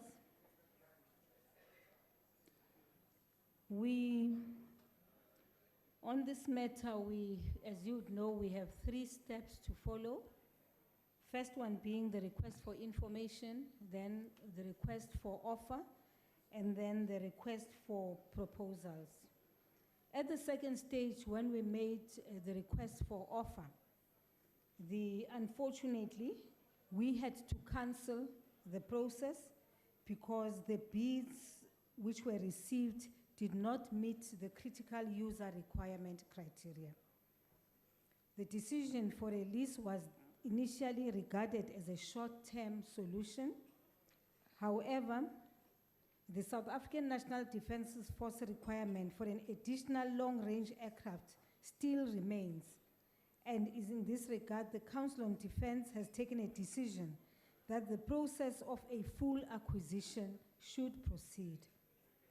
The SANDF, which is the second part of the question, Mr. Marais, you've raised, Honorable Member, we do have 4 aircrafts at our VVIP squadron, namely the BBJ, which is known as Inkwazi, Falcon 900, which is used by the Deputy President, and then we have 2 Falcon 50s, which are both inserviceable. The report on the total operational cost so far is not yet available, but I should say that for each of these aircrafts, the cost per tasking is as follows. Number 1, for Inkwazi PPJ, the cost is 84,000 per hour. For Falcon 900, the cost is 54,000 per hour. And the cost for Falcon 50 is 54,000 per hour. But I should also add that, honorable members, these aircrafts are not just used to ferry the principals, but they also offer an opportunity to those who are training as pilots so that they acquire more hours in order for them to earn their stripes. I thank you. Thank you. Honorable Marai. Thank you very much, Chair. Minister, during our oversight visit, it was reported At 28 Squadron, there was only one C-130, which was over 60 years old, and 0 Dakotas, which is over 80 years old, at 35 Squadron operational. It means only one, or basically 0 long-haul aircraft capability. Defense Logistics reported that the cost of chartering flights for the Defense Force cargo and troop transport is draining all their financial resources because the Air Force do not have the airlift capability and their own aircraft to provide the service. Armscorps confirmed that no budget is available to procure or buy any aircraft, but they've got 100 million rand available to lease aircraft. General Msimang reported that Inkwazi is safe, in reliable and serviceable condition, and being used for pilot training and to fly senior Air Force officers around the country. Now, Minister, can you confirm, in the light of previous answers, whether General Msimang lied to the Portfolio Committee during our visit, and if not, whether you accept the fact that Inkwazi is in safe and serviceable condition? And then also why the President is still refusing to use Inkwazi, especially in the light of the financial constraints and the reprioritization of expenses by your department. And then thirdly, can you confirm that this 100 million rand, in the light of all these financial constraints, will not be used for another long-haul intercontinental aircraft, but rather for other essential SANDF equipment? Thank you.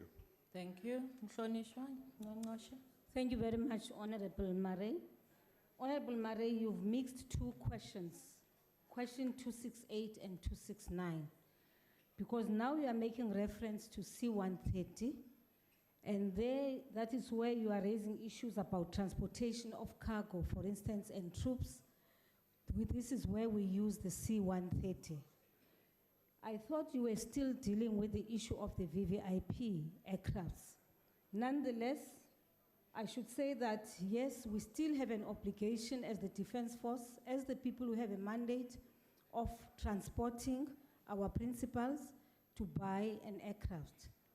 Now, it's always easy for officials at times to say, yes, the aircraft is serviceable, yes, it is not serviceable, and at times it takes time to even understand what it means to be inserviceable. At least it has taken me years to understand that. But all I can tell you is that as a Minister of Defense and as officials who serve in the Defense Force, whenever it is time for the principal to travel to whatever destination, you have sleepless nights because you're not sure if, one, the aircraft will reach its destination, or that something may happen along the way as it has happened before. And may I also remind you, honorable members, that on several occasions, the media has reported incidents which have occurred, for instance, as the president was traveling. I can cite, for instance, one trip where the aircraft could not bring back the principal because there were fuel fumes inside the aircraft. There have been many other incidents where one time in another country here within the continent, before the president could take off, the aircraft could not take off. I mean, we can count many. We can actually bring a list to you as to how many occasions have we had this kind of experience. But our major responsibility, amongst others, is to ensure the safety of our principals. And by principals, I mean all principals, both the president and the deputy president. Now, General Msimang tells you that the PPJ is serviceable. There have been occasions where they've said the PPJ is readily available, it is serviceable. I'll cite, for instance, the last occasion when the president was traveling to Kenya. Thank you, Honorable Minister. And when we arrived at the airport, there was everything wrong with the aircraft, and the aircraft could not take off. That's the truth of the matter. Why it is happening, I don't know. Thank you, Minister.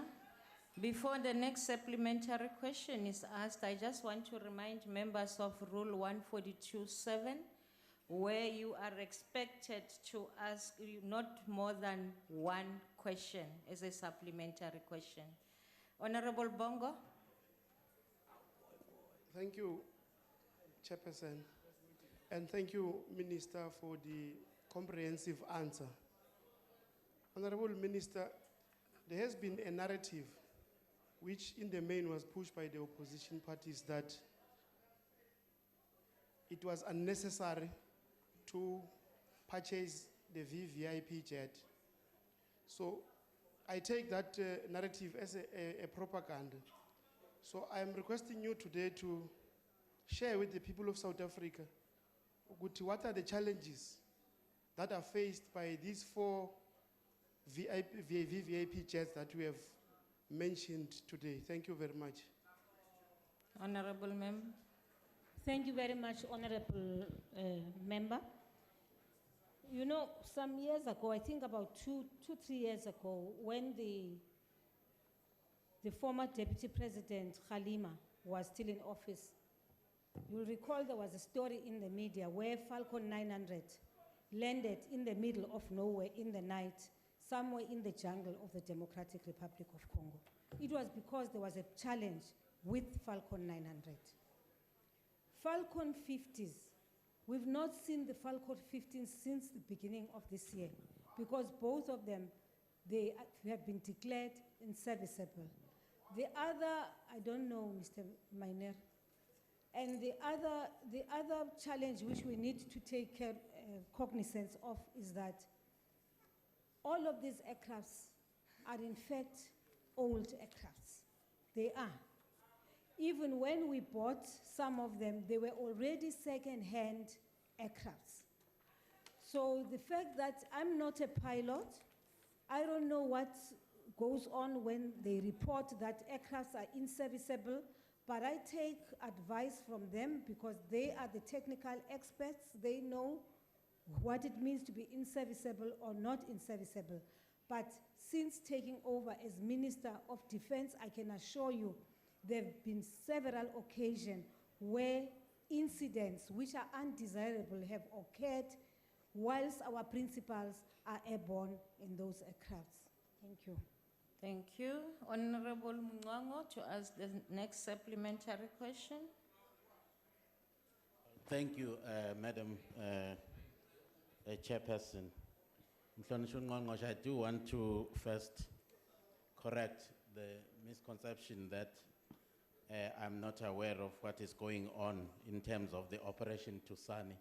I was part of the oversight team that went to actually see what was going on or what is going on at Valmanstar. We found the Cubans busy polishing tires and sweeping floors and also fixing those obsolete vehicles. Therefore, I know exactly what's going on. But my question has to do, it arises from your response that there are jets that are actually out of service at this point in time.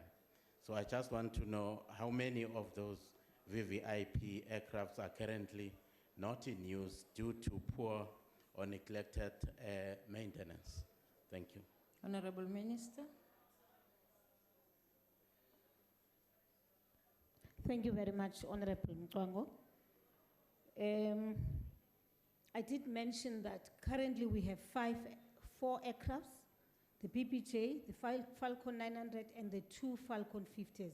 And the 2 Falcon 50s have been inserviceable since last year.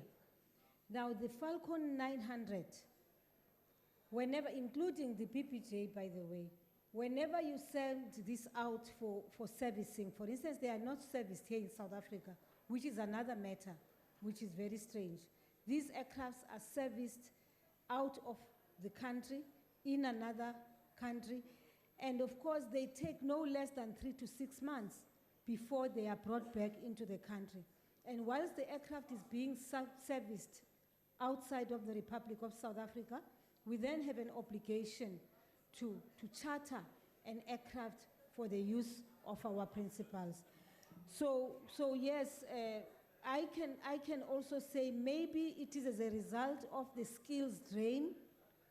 Truth of the matter, we do have people who take their exit packages from the South African National Defence Force, just as this has happened in the entire public service. But we continue to train more people, we continue to train engineers and pilots so that they can take over the work of servicing our aircrafts. But of course, one of the last thing, we need to make sure that we sort out the contracts, make sure that in the service level agreement, you have an agreement, one, for skills transfer, so that the repairs and maintenance is done in the country here, and that you get younger people to learn how to do it, so that one day we can be self-sustainable. Thank you, Chair. Thank you. The last one on this section is Honorable Sonti.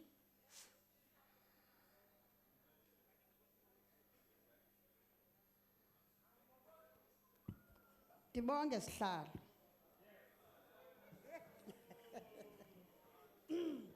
Ingaba umphathiswa wokhuseleko uzicingisisile na indlela zokunqanda uchithomali ezibekwe ngumphathiswa wezemali?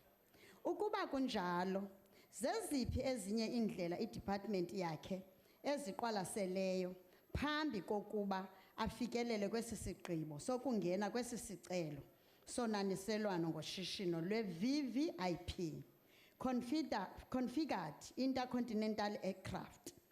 Ingaba olunqando nkcithomali alulibandakanye na lona olunaniselwano? Ndiyabonga sihlalo. Sibonge ma. Ngqongqoshe ohloniphekileyo. Enkosi mama.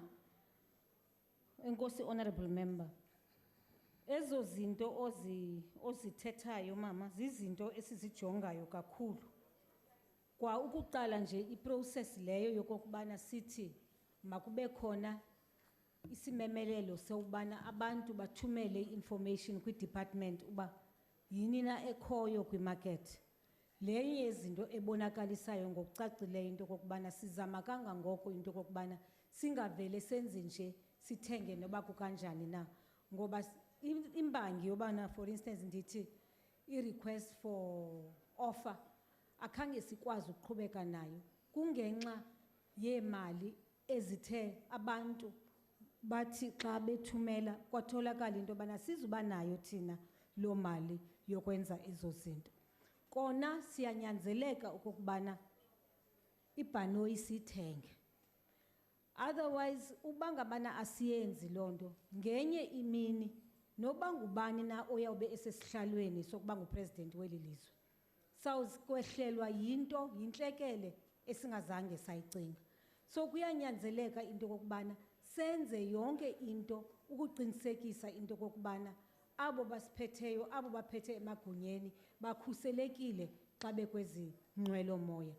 Ingxaki mama lento, abanye abantu bazawuthi xa bemamela amanani bathi ngamanani amakhulu, kodwa bengakhange bajonge bakompere into kokubana amanani okuqasha iplane nenani lokokubana ude uyithenge iplane ibe yeyakho.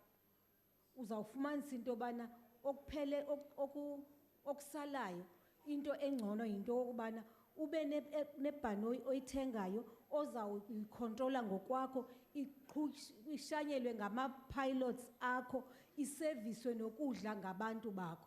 And therefore, i-safety, ukhuseleko lwalowo uphethe lu-guaranteed. Unlike ukuchatharisha, ubhatale imali, awazi ama-pilots uba ngobani na, awazi i-crew ukuthi ngabobani na, kodwa ke of course iba khona iprocess yokokubana xa siqasha ibhanoyi kube khona abantu abayivethayo into kokubana leyo company yikhampani na engathi ikwazi ukusebenzisana norhulumente. So siyazama kangangoko into kokubana sijonge ukuba singawaste, kodwa ke ineneni kule inkinga kunzima. Siyabulela. Ngiyabonga. Ngicela nabalandelayo asizameni ukuphendula phakathi kwesikhathi esisnikeziweyo. The next question is question number 253 that has been asked by Honorable Make to the Minister of Police. Honorable Minister. Thank you very much, Madam Chairperson. The use of private security guards employed by universities as first responders to protect property and prevent crime on their own premises is not unlawful, and there is no law that prohibits them from protecting life and property, especially in circumstances of emergency. Until the South African Police Service is called in to assist, the private security guards are the first line of defense to manage unlawful attacks on persons as well as property. It would be unrealistic to expect universities to do nothing to protect lives and property, especially when there is no appropriate police presence at a given time. The Private Security Industry Regulatory Authority, established by the Private Security Industry Regulation Act of 2001, is obligated to promote a legitimate private security industry, which acts in terms of the principles contained in the Constitution of the Republic of South Africa and other applicable laws. According to Section 11 of the said Act, the Minister of Police have a supervisory role in respect of the authority to ensure that acceptable standards are maintained. Furthermore, the South African Police Service and CIRA have recently signed a memorandum of understanding to enhance cooperation to address issues of mutual concern, including acceptable standards for private security providers. The South African Police Service and CIRA have already commenced with the operationalization of the Memorandum of Understanding. Thank you very much, Madam Chairperson. Thank you. Honorable Make.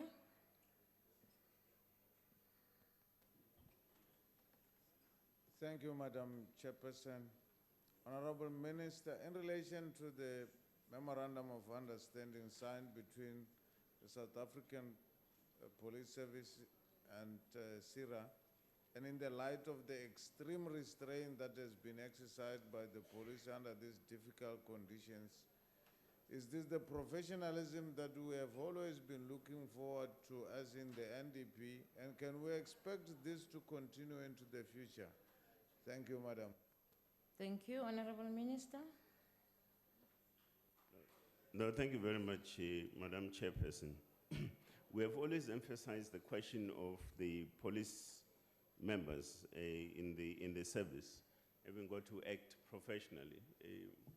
And therefore the starting point is that regardless of the pressure points as we have seen in the recent past, insofar as the issue of public protests are concerned and so on, the starting point is that we're dealing with human beings, and therefore our response and our measures should also be part of a balancing act that essentially enhances that particular outlook and approach. So we would say, Honorable Market, that even in the near future and further on into the future, this is what we will strive to achieve at all material times.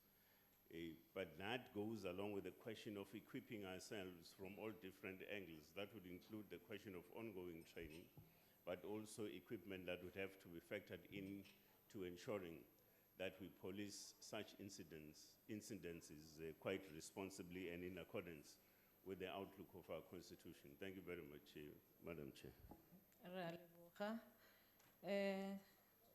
Which way latelang itlo botšiša ke mohlomphegi Mbele. Ngiyabonga Sihlalo.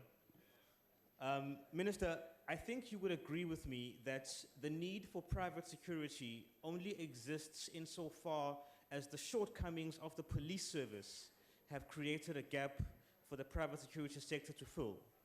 So the use of private security guards for crowd control at universities is because for at least 10 years, the public order policing units in the SAPs were grossly neglected in staffing, resourcing, equipping, and training, with personnel numbers declining from about 11,000 in 2004 to less than 5,000 10 years later.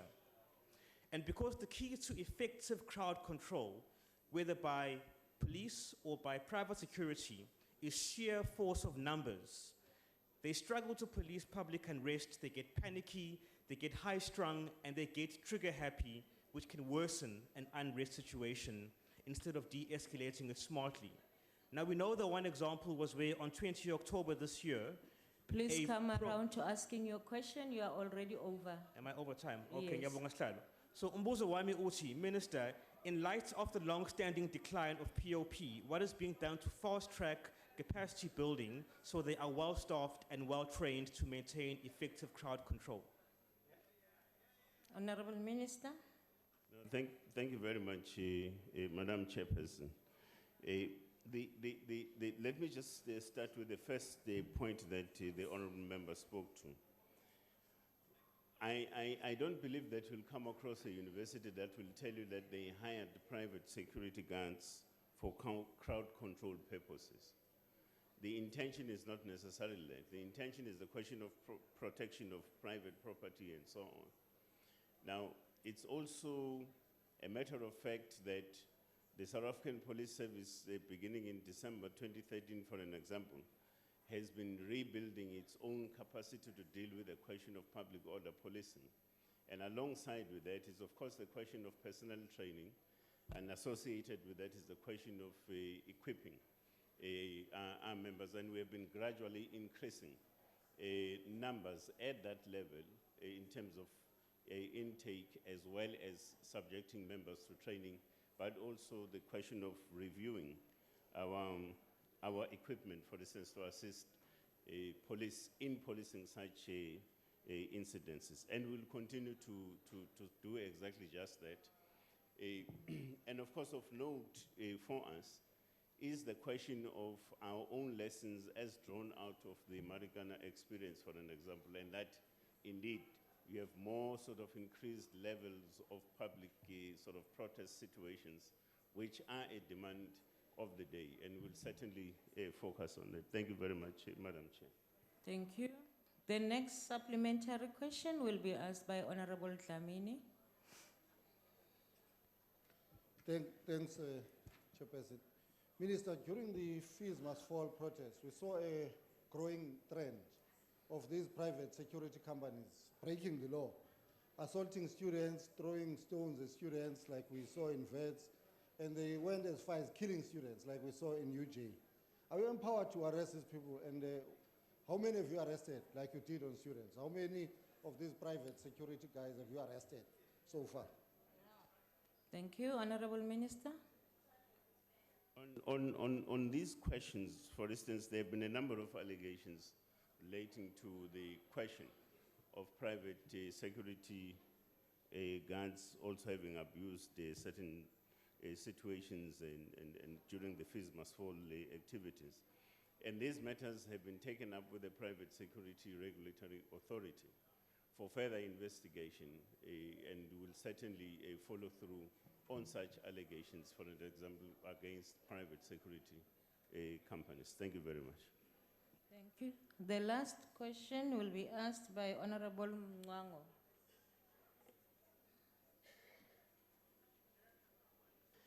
Angibonge Sihlalo.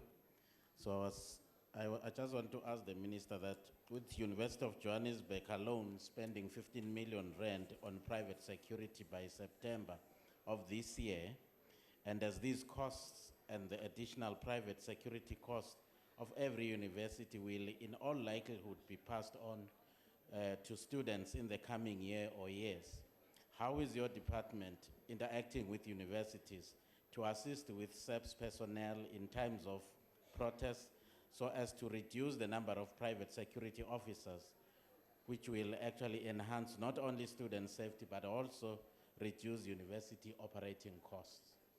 Honorable Minister. No, thank you very much, Madam Chair.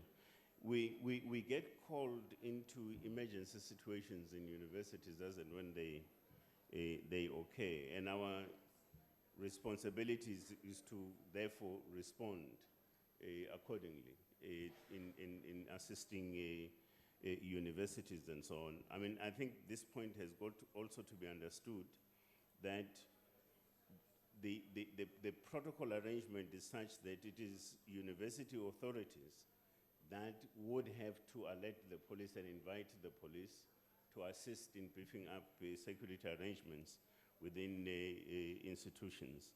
And indeed, there is a cooperation and working together in such situations between security arrangements within institutions and ourselves, the South African Police Service. Thank you very much, Madam Chair.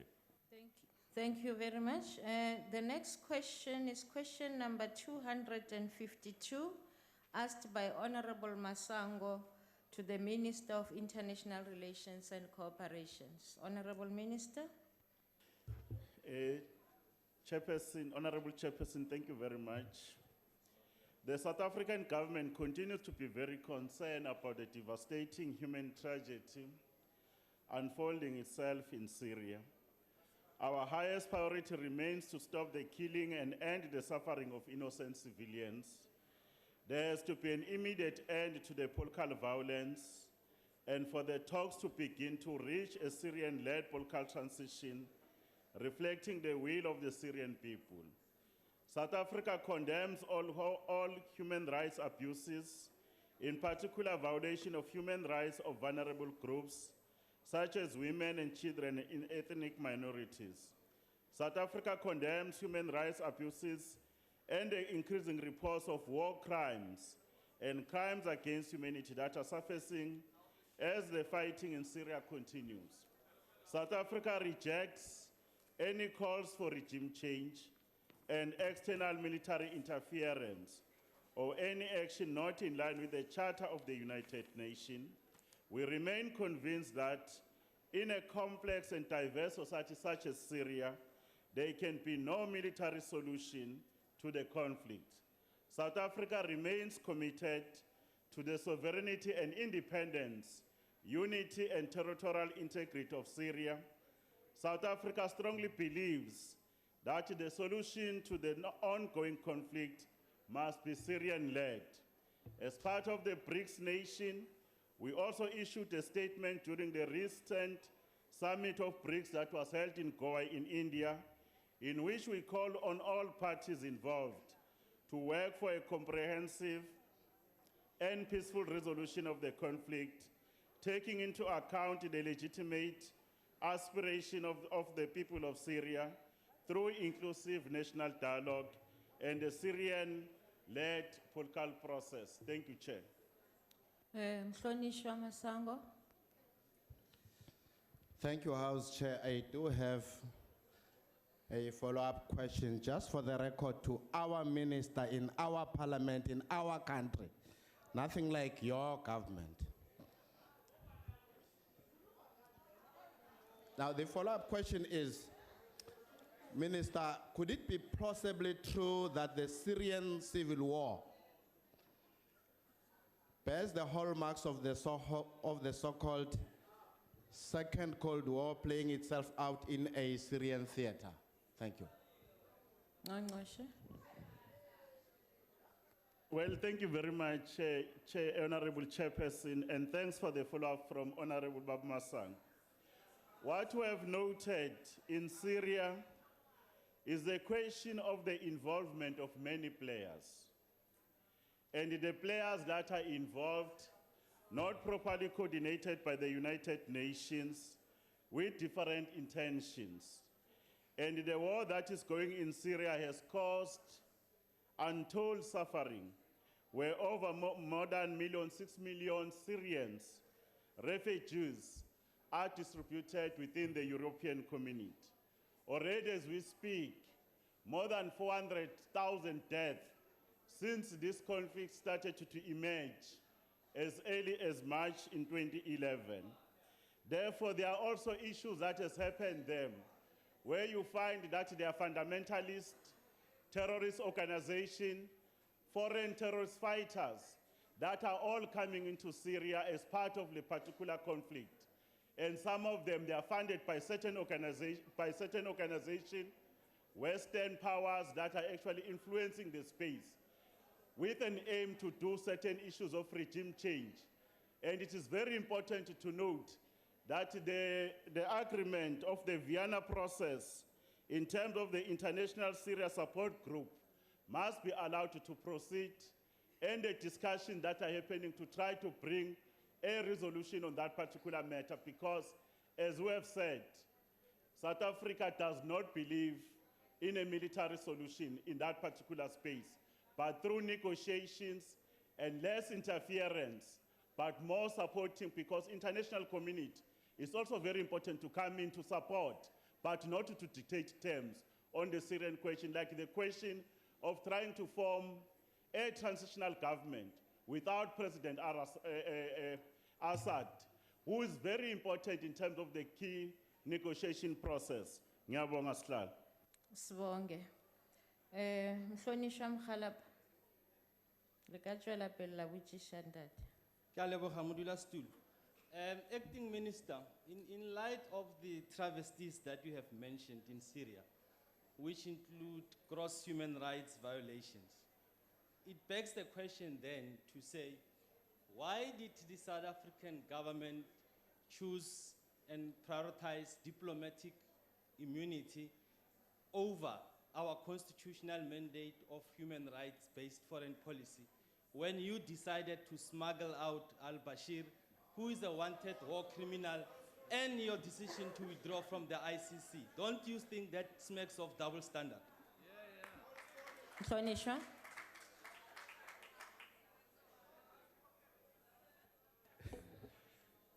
Thank you very much, Honorable Chair, and thank for the question. The issue that the member raises is very unfortunate that instead of dealing with the untold sufferings that the people of Syria are experiencing, we are trying to score a very cheapest, the lowest cheapest point. While we know that we are part of a global community, South Africa is not confused. In our own history and experience, we have always confirmed that when it comes to these matters, we actually push the question of peace and friendship. And we have learned that the resolution of conflict can only happen through negotiations and not war. If you happen to be actually feeling more happy that certain powers are trying to actually effect regime change, let's be able to deal with those particular issues. And it is very clear that when we went in BRICS, including when we went to the United Nations General Assembly, we have said that there should be the cessation of hostilities. The issues of that of migration that is happening, the refugee crisis, and the number of people that are losing their lives, those are the issues that we are dealing with. I'm not going to be able to stoop low and understand and go to the question, why have we actually withdrawn from the International Criminal Court? That matter has been answered here by the ministers that are responsible. And as government, we have taken the right decision. Instead of discussing a political matter like ICC, you chose to run to the courts. And the courts, they've made a ruling that they've dismissed your application. Come back to the House, let's discuss these issues, and we respect the decision of the court. I thank you. Thank you. Mhlonishwa Khubisa. Thank you, as Chairperson. Honorable Minister, you referred to taking at least a stance that says we respect the sovereignty of the Syrian government. And part of grave concern is the issue of the gross violation of human rights, as you have alluded to.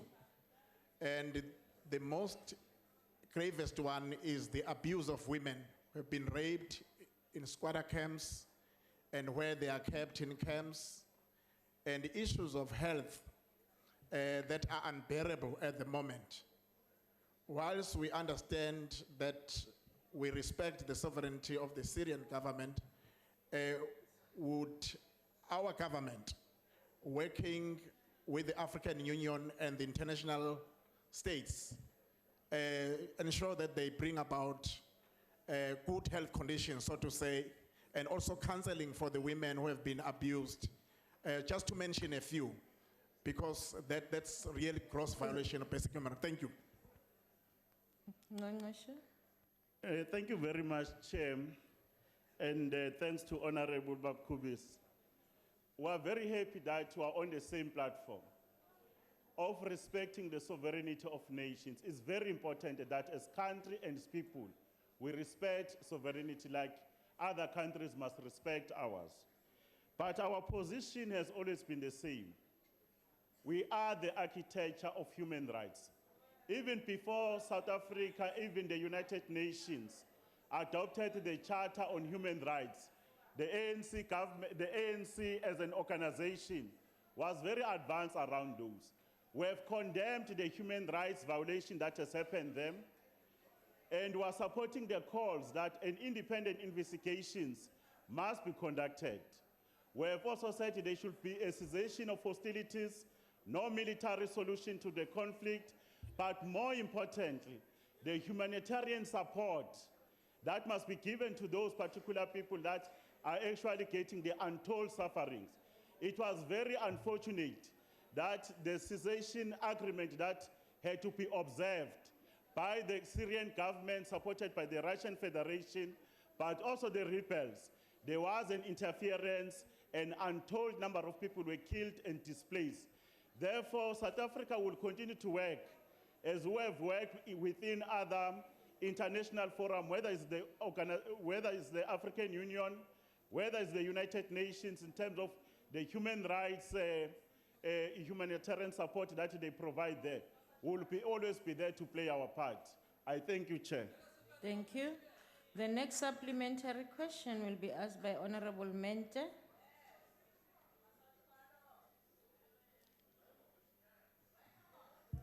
Enkosi Sihlalo, ndiyavuya Minister when you're indicating that the Syrian problem must be Syrian-led. Because the last time that South Africa got involved in Western-driven conflict resolutions, we ended up with Gaddafi dead. And Libya is destroyed today. Now my question to you is very polite. Wenzeni umnyango wakho ukuqinisekisa uba abantu baseLibya bayakubona ukuzisola kweSouth Africa ngongena indaba ezingabafuniyo ezabulala uGaddafi? Sibonge. Mhlonishwa Ngqongqoshe. Well, thank you very much, Chairperson. And thanks to the honorable member. But the honorable member should find time and familiarize herself. Firstly, with the resolution that the United Nations Security Council took, and the resolution that the AU took around the question of Libya. One of the things that has happened is the abuse of the powers, especially the veto power set by certain members of the Security Council. They act on unilateralism. South Africa and our president in particular, they were part of the leadership that the AU dispatched to Libya to be able to resolve the problem of Libya, because we do believe that for all African problems, there must be an African solution. One of the things that if you have not been following issues, over the last 2 weeks, our president with the Minister of International Relations, supported with the Ministers of Security, were discussing this important issue in Addis to find solution to say how do we help that the untold suffering that are happening to the Libyans are brought to an end, the issues around transitional government that is happening them, assisting with the humanitarian crisis.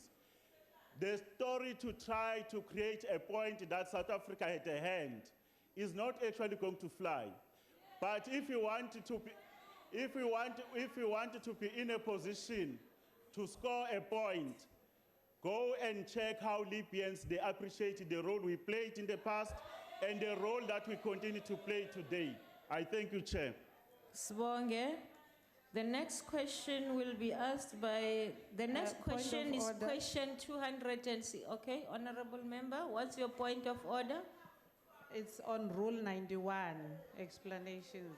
Chairperson, the minister must not distort me. It's not point scoring when the signature of Mr. Zuma is on that resolution. Thank you very much. You are noted. The next, we are done with that question. The next question is question 260, asked by Honorable Robertson to the Minister of State Security. Honorable Minister. Honorable Chairperson, thank you very much. The Ministry of State Security, following this unfortunate incident, issued a statement on the 28th December 2015 confirming the accident and conveying the Minister's condolences to the family of the deceased. Once more, we convey our condolences to the family of the deceased. It is unfortunate that a matter which involves a loss of life is being used for cheap political posturing in this House. The honorable member who asked this question should know that not so long ago, the Minister of Police did brief this House on the progress that has been made on the mandatory investigation that happened following the accident. I'm informed that the investigation has proceeded. It has reached a stage where summons for appearing in court have been served on the driver to appear on the court on the 6th of December 2016. In the circumstances that this matter now is in the hands of our capable courts, it will be inappropriate to comment on this matter further. I thank you, Chair. Thank you. Honorable Robertson. Thank you, Honorable Chair. The question was, Honorable Minister, were you driving defensively, which warranted or justified the speeds that you were driving? Now, on the 23rd of December 2015, video footage and eyewitnesses account to your convoy driving in excess of 190 kilometers an hour. It took your convoy 8.5 minutes to cover a distance of 24.7 kilometers, which includes a mountain pass, a 4-way stop, 3 children's crossings, 10 kilometers out of that 24.7 kilometers as designated 60 and 80 kilometer speeding zones. Your convoy then attempted a dangerous tactical maneuver on a blind rise, causing the head-on collision with Herman van Schalkwyk, who was on his way to his family to visit for Christmas. You and all of the occupants of the convoy allegedly left the scene of the accident before the necessary authorities, the relevant authorities. Honorable arrived. Robertson, please ask your question. You are over the minute. Thank you very much. My question is, based on what statutory grounds did you and the occupants of your vehicle leave the scene of the accident while Mr. van Schalkwyk was dying in his vehicle? Okay. Honorable Minister.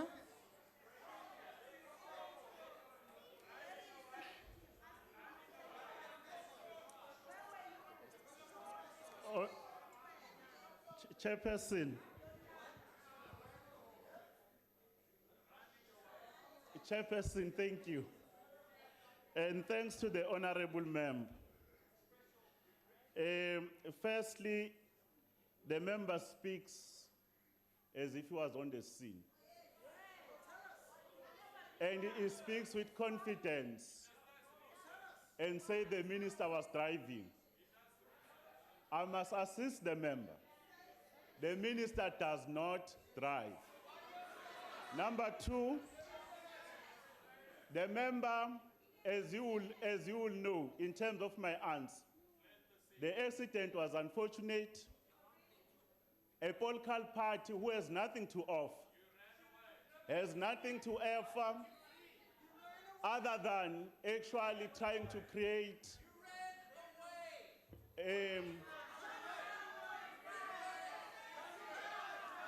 Order, honorable members. Chairperson. Order, honorable members. Order. Chairperson, may I rise in terms of Rule 66? Can you take your seat, honorable minister, for a while? May I rise in terms of Rule 66? And for completeness, I would want to read it for you, Madam Chairperson. No member may interrupt another member whilst speaking. Now, Thank you. the members that side are interrupting the minister when he's speaking. Can you call them to order? Order, honorable members. Honorable members, order, order. Let us not drown the minister when he responds or any other speaker who is speaking in the House. We know that we can heckle, but you can't overdrown her, that she is unable to speak. Honorable Chair, as I was saying on my initial response, the accident that happened was unfortunate, but because of the quality of an opposition, when government tried to actually even go to the family, has actually wanted to engage, the family has agreed. These are the kind of leaders, when people want to be comforted, they want to be assisted. The DA member of parliament, trying to actually become relevant in our politics, went there and stopped the family. As I've said, Chair, I'm not going to go to the technicalities of an information of a person who tried to behave like an expert. The matter is in the courts on the 6th of December this year. The matter is going to be heard. Therefore, I'm not going to entertain any further question on a matter that is being discussed by the courts. I thank you. On a point of order, Madam Thank Chair. you very much, honorable member. I must also remind members of Rule 89. Which is? Rule 89, Chair? the matters of sub judice care. Chair? The matter is before the courts, we know. Continue, honorable member. Is that a point of order? Yes, Rule 92. 92, yes. I'd like to refer you to the 2004 Guide of Procedure, which indicates that the chair should apply the rule of sub judice in such a way as to impose minimum limitation on open debate. This means that members should be allowed to refer to a matter before a court, but cannot discuss the merits of a matter before, yes. so that we can still talk about it. Yes, that's what I was saying, yes. Well, Thank you very that's- much. Right, the question asked to the minister was why he fled a scene of a crime and left someone to die. No, And he thank you. hasn't answered that yet. No, thank you very much. You are noted. The minister has responded, and if you are not satisfied with the answer that he gave, you know that there are avenues in this parliament where you can take your dissatisfaction. Well, Chair, like Thank before you. with Honourable Bazoli, he hasn't answered the questions. Thank you very much. We pass the next question. The next follow-up question will be asked by Honourable De Freitas. Honourable Minister, you've personally witnessed how this carnage through a blue light brigade has resulted in reckless danger. Would you pledge today your support in any change in legislation that will allow security detail to drive defensively when there are threats to ministers' lives only, and beyond that, that they would drive within the rules of the road and not risk the lives of fellow road users unless absolutely necessary? Would you give us that pledge? Honourable Minister. Thank you very much, Honorable Chair.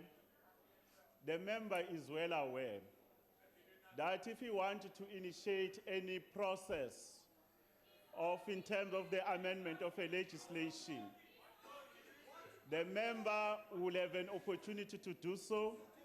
As a member of this parliament, I will express my views when that document is on the table. I thank you. Thank you. Honourable Mbata. Honourable members, please. Honourable Mbata. Thank you, House Chair. Honorable Minister. Order, honourable members. Let's listen to Honourable Mbata's follow-up Honorable question. Minister, besides being a Minister of State, you are a minister in a security cluster. The onus is on you to take responsibility here. Whether you were driven by a driver or not, my question to you is, The man was not supposed to die along the road when you, as a responsible leader of the country, were involved. Why did you not stop and try to assist the man who was dying as a result of you? We don't even know where you were rushing. Maybe you were rushing in that strip club Okay, there with thank your you very much. Chinese. Your question has been asked. Honorable Minister. Honorable Chairperson, thank you very much. Sibonga kakhulu kulunga ehloniphekile. Kunenye indawo la kunobaba umbatha odulayo. Bese kuba nobaba umbatha ilunga leParliament elinepolitiki eshibhile. Point of order, Chair. Order. Yeah. Order, honorable member, on Chair, what point of order are you raising, honorable? Whatever the rule. We're elected, yeah, there's nothing Honorable called member. cheap politics. Thank you very much. Noted. You must protect me, Chair. You are noted. Thank you. Yes, my views are... Honorable member, that's a point of debate. I agree. That's a point of debate, not a point of order. Continue, honorable minister. Ngibonga kakhulu umhlali ungaphambili. Engingakusho ukuthi ke Honorable minister, please take your seat. Honorable Mkalipi. No, Chair, he must withdraw. The Minister of Rhinos must withdraw that honorable member. No, he must withdraw. Honorable member, I'm not going to entertain that. Continue, honorable member. Chair, on a point of order, the honorable member referred to the minister as the Minister of Rhinos. I said, honorable member, I'm not going to entertain that. I think I made a ruling. Continue, honorable member. Continue, honorable minister. Salo ongaphambili ilunga elihloniphekile. Bese ngishilo ngaphambilini ukuthi ke inhlekelele eyenzakala ngaleyo mini. Inhlekelele eyo sonke esathi uma yenzekile sasifuna ukundlulisa amazwi ethu okuzwelana nomndeni. Ngenxa yezinga lepolitiki efana nepolitiki eshibhe kakhulu engabizi ilunga leli lazi kahle ukuthi udaba olufana nalolu luseyithebeni zenkantolo. Kuyonceda ukuthi ke noma nga ipolitiki yakho isezingeni eliphansi ukwazi ukuyifundisa imithetho indlu eshaya umthetho weParliament ukuthi isebenza kanjani. Ngiyabonga sihlalo. Honorable Esther Hazen. Chairperson, arise on a point of order. Honorable Rule Waters. 92. Chairperson, the Honourable Minister has just used the sub judice rule once more.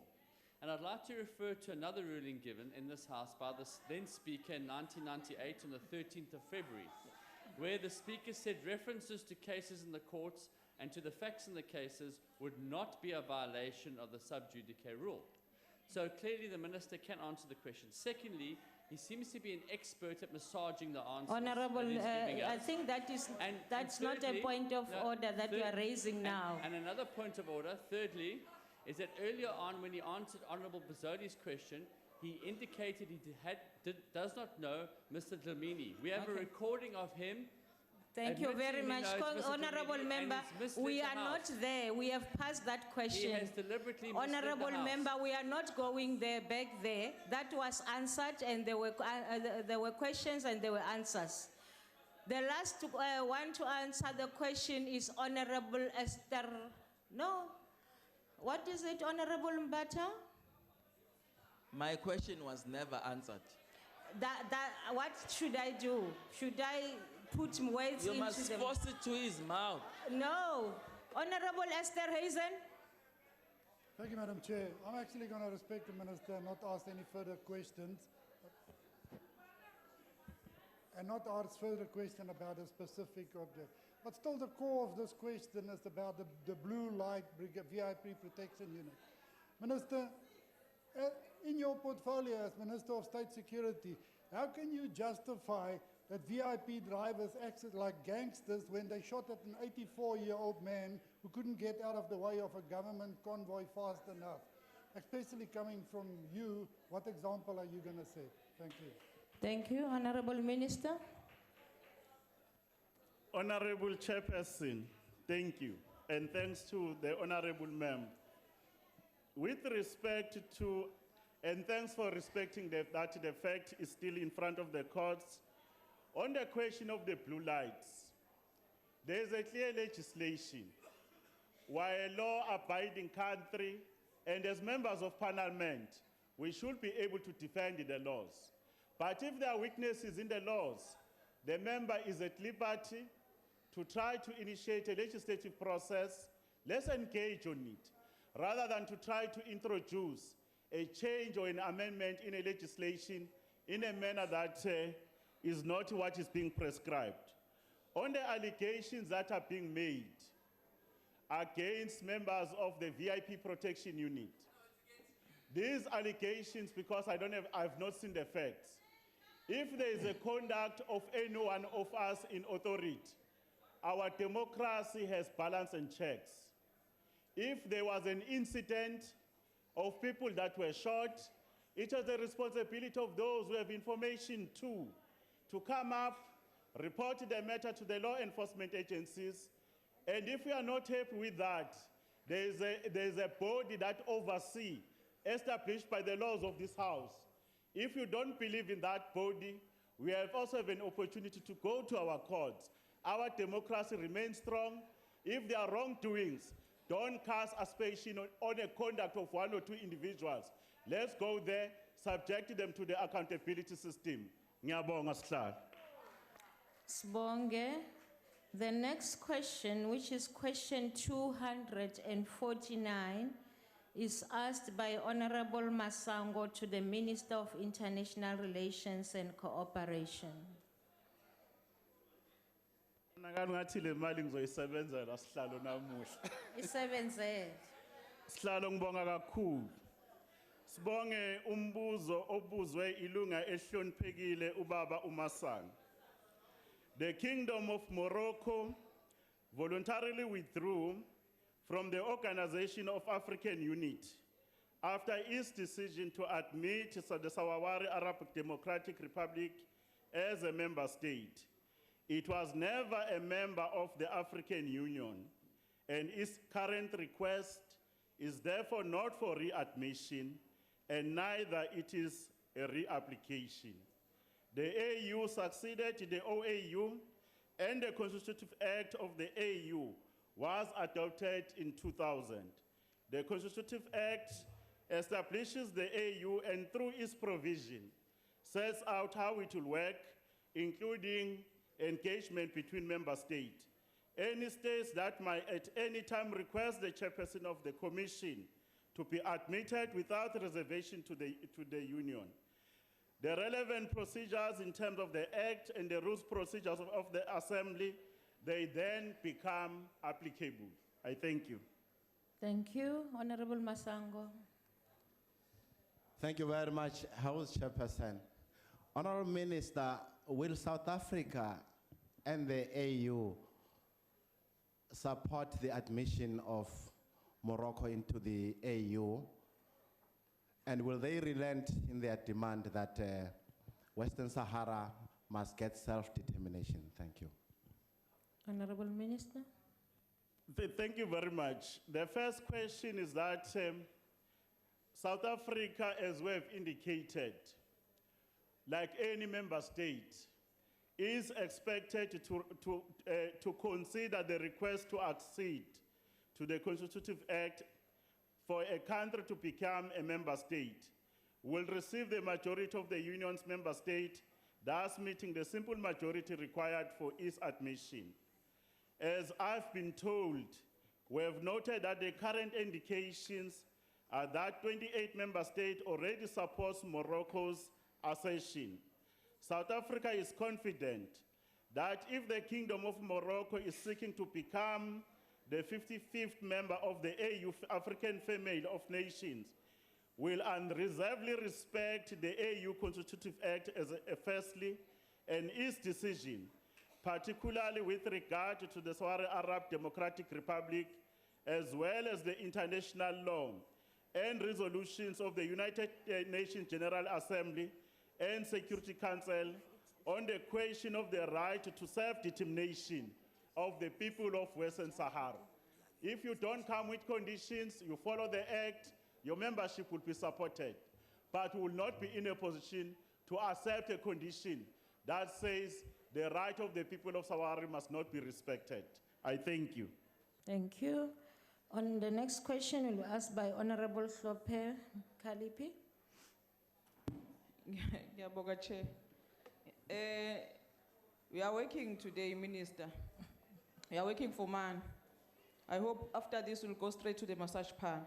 Nevertheless, Chair, I'm interested in the position of South Africa in this case because Morocco withdrew from OAU in 1984. Madam Chair. When the then OAU recognized the autonomy of the Western Sahara. Honorable Hlope, please take your seat. Whereas I think Honorable Hlope is addressing the minister in a disrespectful manner, and she's not supposed to do that. Can you request her to withdraw the massage parlor thing? Thank you, Chair. Shall I Honorable continue? member, let's allow freedom of speech. It's not insultive. To go to the massage parlor is not insulting. Continue, Honorable Hlope. Thank you, Chair. So the minister, I was saying the Morocco has not changed or withdrew from Honourable its Chair. illegal occupation of Western Honourable Chair. Sahara. And this On a point of contradicts the order. founding principle of the African Union. On a point of order. I want to know from you. Honorable Hlope, I'm sorry. On a point of order. Madam Chair, I respect your ruling, but if you read 85 carefully, 85(1) in particular, it says no member may impute improper motives to any other member or cast personal reflections upon a member's integrity or dignity, or verbally abuse a member in any other way. Honorable member, I think I ruled on that one.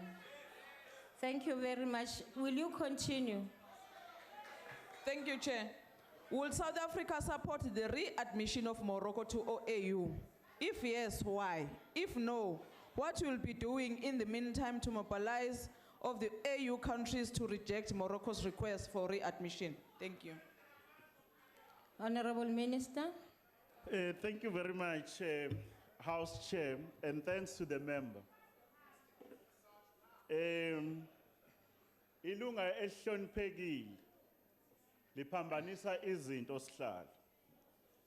Bese ngishilo ukuthi ke okokuqala izwe lase Morocco is not asking for readmission, and the OAU ayisekho sihlala.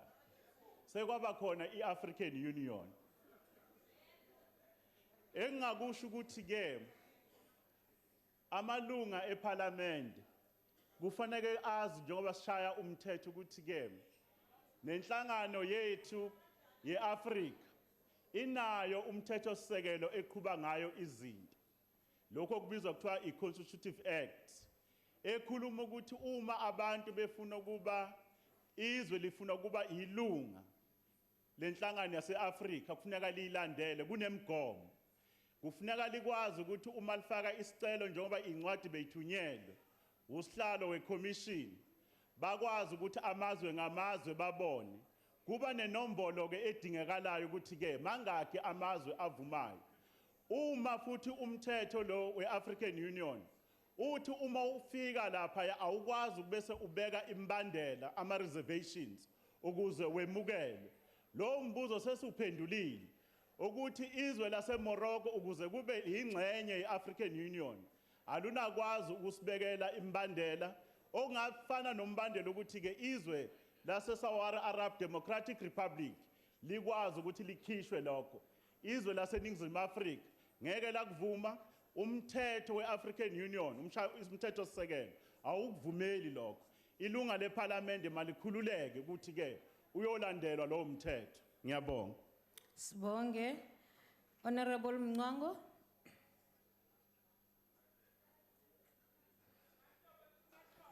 Well, thanks a lot, Mphathi Sihlalo. Angibonge kumhlonishwa uNgqongqoshe uMahlobo Bangazitha. All I want to ask is, what is the South African government doing to champion the cause of the Western Saharan people in the multilateral fora that South Africa participates in, such as in the United Nations, the AU itself, considering ukuthi in the past, we actually successfully mobilized the frontline states against the apartheid regime. Ngabe senzani mhlonishwa ukulekelela abantu base-Western Sahara? Hlonishwa. Sibonge kakhulu lunga elihloniphekile sihlalo. Sibonge ilunga elihloniphekile uMpangazitha. Esingakusho ukuthi uhulumeni ka-ANC uhola uNcamalala. Kuzo zonke igcawu ezikhona noma ngeza la kwi-region noma kwi-continent. Uhlale udaba olufana nalolu lukhulunywa njalo. Okwesibili, uma uya kwinhlangano kaMhlabhlangene, kunesinqumo esathathwa ukuthi ke abantu base Sahara Republic mabanikezwe ilungelo labo lokweba ne-self-determination ukuthi bayimele njengezwe. Njalo ke kube yonke indawo sihlale sikhona siye sikwazi ukuthi sikusekele lokho. Umama usihlalo we-African Union Commission waze waba nenxusa lakhe alithumela ubaba owayengumongameli uPresident Chisano waseMozambique ukuthi makaye lapha eWestern Sahara ayokhulumisana nabo ukuze kwazi ukuthi isimo esifana nezinto ezikhona lapha ya ezenzakala ngendaba yezokuphepha nokuthi bakwazi ukuthi bahlangane njengesizwe ekugcineni balithole lelithuba lokuthi ke babe nayo i-referendum inhlolovo yokuthi bafuna ukuyimela bahloniphe njengezwe. Kodwa okubalekile izwe lase-Western Sahara thina si-African Union and singama-member state siyahlonipha njengezwe liyimele. Ngiyabonga kakhulu sihlalo. Sibonge. Mhlonipheki Mkhalapha. Thank you very much, Chairperson. Acting Minister, I have to agree with you today. You are working very hard for your massage parlor / funding. I hope you have a happy ending. But, Chair, this is a long-standing... Honorable Member, can you clarify /funding? Because I don't have a problem when you say the minister will be tired to go to the massage parlor, but what is this /funding? It's just auxiliary resources and funding. That's all that it is. Are you meaning the payment to the massage? Thank you. Continue. Thank you very much, Chair, once more. Acting Minister, this is a 50-year long-standing conflict that has been there. And you have referred to the issue of the referendum, which is the bone of contention at the moment. Because I think that once the Sahrawi people are given that opportunity to decide themselves, their own self-determination and their own independence, is very much important and critical for that. So the question is, what action steps is the South African government taking to ensure that the referendum is taken with open and very democratic way, and that the will and of the people of Sahrawi is respected in order to ensure at the main end the independence and the sovereignty of the Sahrawi people? Minister? Thank you, Chair. Well, Chairperson, and thanks to the Honorable Member. The level of deterioration and the kind of very bankrupt politics where you have a situation, Chair, instead of a member, because the country must see the kind of opposition we have, instead of engaging on debate on issues, an insinuation is being made, Chair. I thought you were going to rule around the / fund. This issue of trying to tarnish people, cast aspersion, Chairperson, it must be attended because it's an abuse. That's my first response. But on the question that is being asked, Chair. Order. On the question that is being asked, the member will be very quite aware that South Africa, we don't work alone. We work within the families of nations in the structures that countries and member states have agreed to suggest that South Africa alone should do something, that's not our policy position. We work within the regional body, which is SADC, try to articulate our position, influence the issues. We work within the African Union, and we also work within the United Nations. We can mention that the progress that has been made around the question of the people of Sawari is not satisfactory. And we have noted that there have been disturbances. Even the United Nations has been in a position to intervene.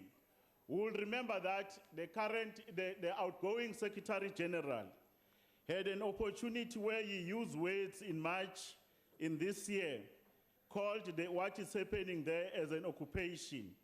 But there was a reiteration by the Moroccan government where it expelled civilian staff members of Ministro that is there. And it has hampered the ability of the United Nations missions to carry out its mandate, as mandated by the United Nations Security Council. The fact that Morocco now is coming to the party, is applying for membership, and when it respects the Constitutive Act of the African Union, we'll hope that engagements are going to be happening. But as South African government, within this family of nations, will press ahead that the question of Sawari has not been resolved. They need to be given their inalienable right to freedom. Therefore, the question of referendum is going to happen. We are going to continue to raise the voice. If the member, we are one of those who are peace-loving people, join the ANC government, let's raise the matter until their freedom is achieved. Lastly, the ANC government does not tire. It took our freedom many decades before we achieved. Therefore, the people of Sawari must never give up. They have our solidarity. Ngiyabonga sihlalo. Sibonge baba. Uyisebenzele. Point of order, Madam Chair. Honorable Member. Madam Chair, point of order. Over here, ma'am.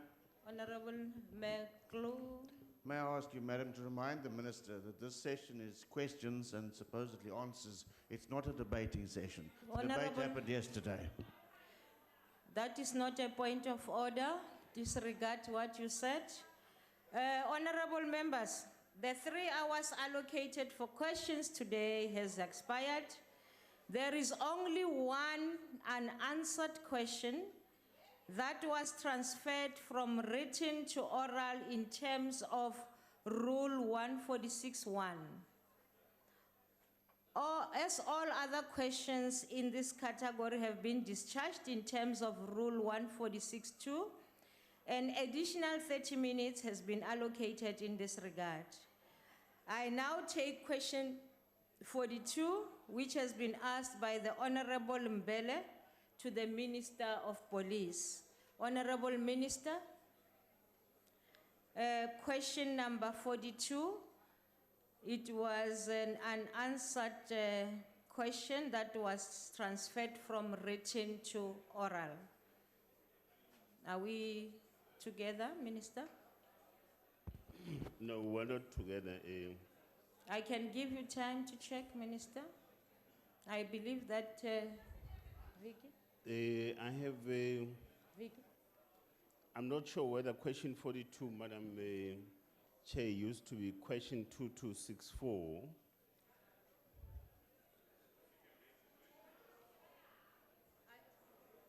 I'm told.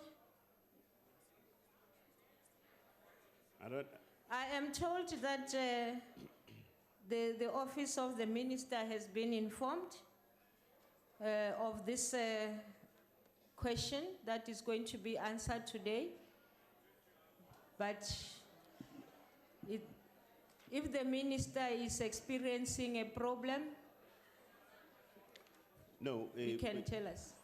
No, Madam Chair, I have question 46 and 47. I don't have question 42, and they were coded differently before, and that's why I'm asking. Madam Chair, if I could assist.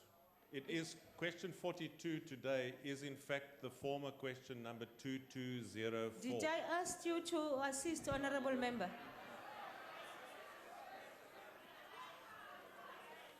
Honorable, The question is question 2204. But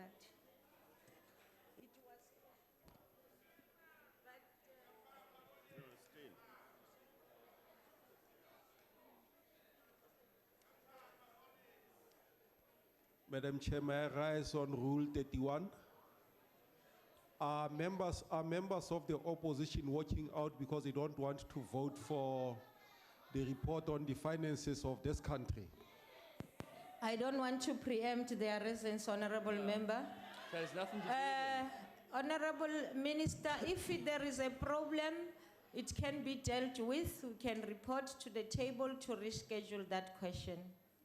No, I'll probably, as a last resort, I may want to prefer that route. But I don't have question 2204. I have question 2264 from Honorable Mbele. I'm not sure whether that's the correct. It's on this paper, but it's fine if we can defer the question. Okay. Thank you. No, thank you very much, Chair. Thank you. Madam Chair. Chair, point of order. Yes, Rule Honorable 92. Member. Chair, it's unacceptable. This is the second question the Minister's asked it to be deferred today alone. Secondly, the Minister was well aware that within the ambit of the rules, questions that are not answered within 10, written questions that are not answered within 10 days can be transferred to oral questions, which was done.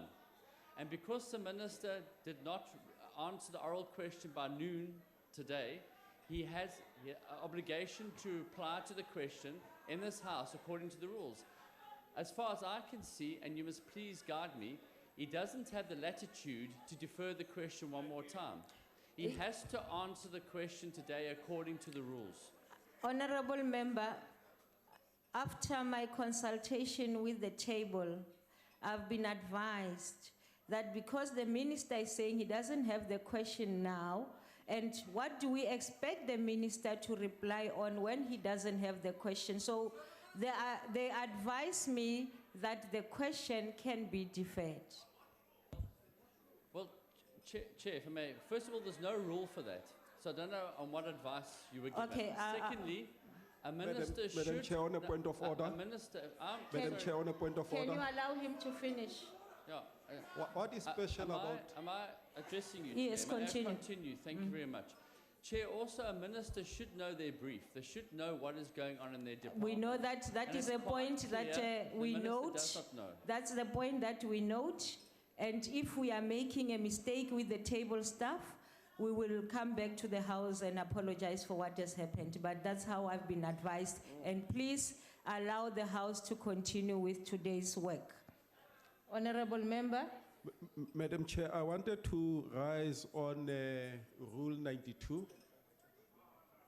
The member has got a tendency just to stand up and raise issues without being recognized. But secondly, the same rule, sub-rule 11, says once you have made a ruling, no member must debate that ruling, he must take it to the relevant structures. And on a continuous basis, the member debates the rulings of the presiding officers. This cannot be allowed. Thank It is you. in contempt of the rules of this House. Thank you very much. Thank you. Honorable members, that means the allocated time for questions, even the written to oral, has expired. And what we are concluding on this issue is that the Honorable Minister is asking for the question to be a standover according to Rule 141. So we continue. As we continue, I'll ask the Secretary to read the first order of the day. Honorable House Chair. Honorable House Chair. Can I address you on Rule number 84? The gesture that has been displayed by the honorable members of this House is so unacceptable, dumping the responsibilities that given to them by the South Africans. It is therefore becoming unparliamentary that the honorable members can dump the responsibilities given Honorable to them. Member, unfortunately, the order does not refer to any process that we are dealing with now. Thank you very much. Secretary, please read the order. Decision of question on second reading, Division of Revenue Amendment Bill. Honorable members, I wish to remind you that on Tuesday, the 15th of November, 2016, the decision on the question of the second reading of this bill was postponed. Are there any objections? So we have to go back to the voting, and I'm going to allow the bells to be rang for 5 minutes. Chair, the division hasn't been called yet. You haven't put the question. I mean, isn't that what you do? Okay. Honorable members, I took it that because this was a postponed question, that's where we start. Can we continue? Thank you.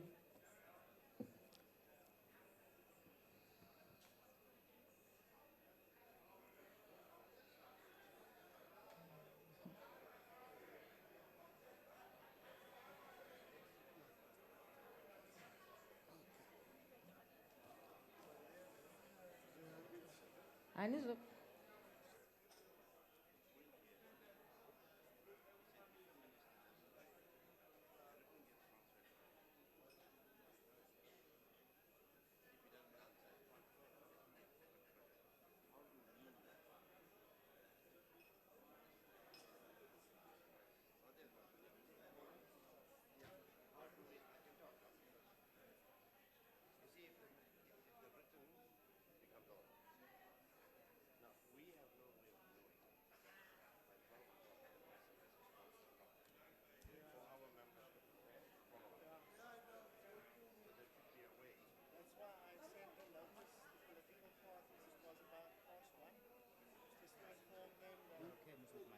Yeah. This one, number 42 of 2012 has not been replied to, and that's an additional 30 minutes we're going to apply in the House. Yeah, I did send this to political parties, but I will do that on a regular basis when we have questions standing over and inform which questions are standing over. So that you, and it will be done just after 12 o'clock on the question day. So we'll have the one. I don't think we've got a quorum again.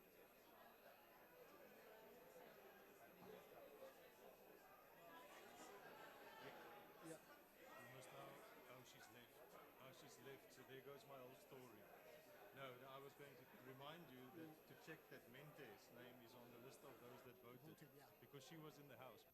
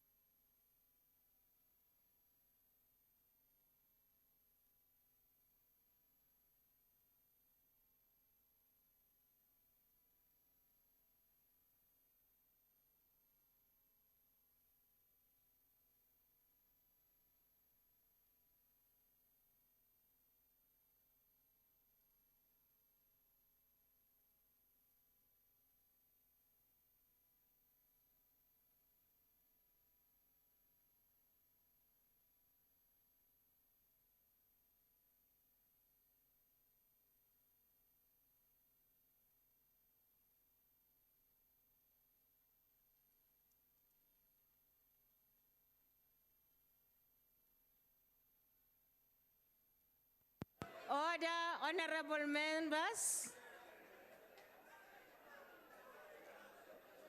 Can I remember honorable members, including the deputy president, to go to the allocated seats?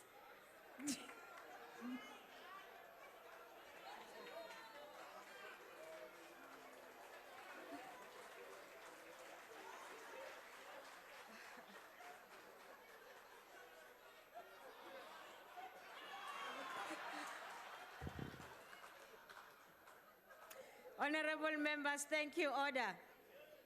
We need this laughter sometimes.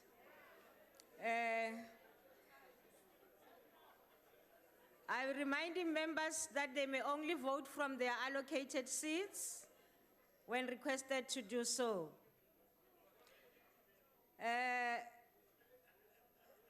Members must simply indicate their vote by pressing the appropriate button below yes, no, or abstain signs. If a member inadvertently presses the wrong button, the member may thereafter press the correct button. The last button pressed will be recorded as the member's vote when the voting session is closed. The question before the House is that the Division of Revenue Amendment Bill be read a second time. Are all members in the allocated seats? Voting will now commence. Those in favor of the bill being read the second time should press the yes button. Those against should press the no button. Those wishing to abstain should press the abstain button. Have you all voted, members?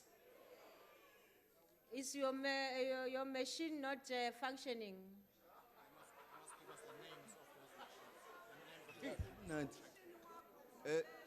Chair, my machine is working, but I mistakenly voted on the wrong side, on the side of Minister Mteto. Thank you for reporting that, because it's a serious misconduct. So they will take care of that. Any other member who has got a problem? None. All voted. The voting session is now closed. Can I wait the results?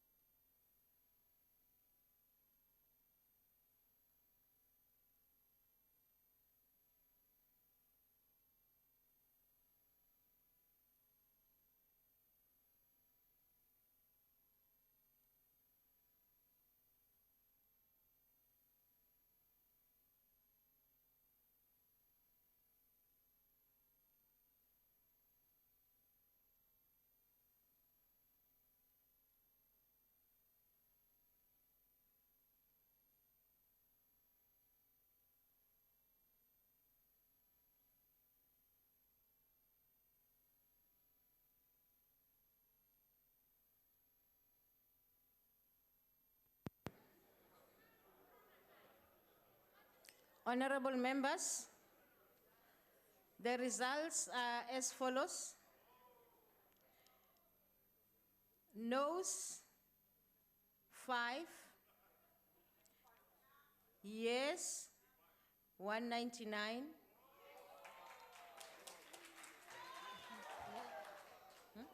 Yes, 193. Oh, I mixed now 190, okay, 193. So the quorum should be 201. The question will be postponed. Thank you.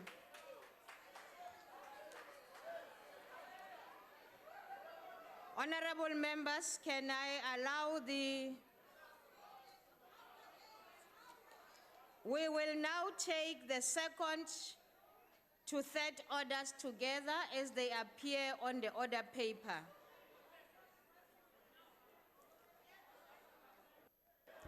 These are honorable members. These are requests for approval by Parliament of international agreements on avoidance of double taxation in terms of section 2312 of the Constitution. Are there any objections to the approval of the agreement between the government of the Republic of South Africa and the government of the United Arab Emirates for the avoidance of double taxation and prevention of fiscal evasion with respect to taxes and income as it appears on the order paper? I now put the questions. Are there any objections? No objections agreed to. Honorable Sorry, Chairperson, we'd like a declaration, please. A declaration has been requested. Can I allow you, Honorable? Oh, okay.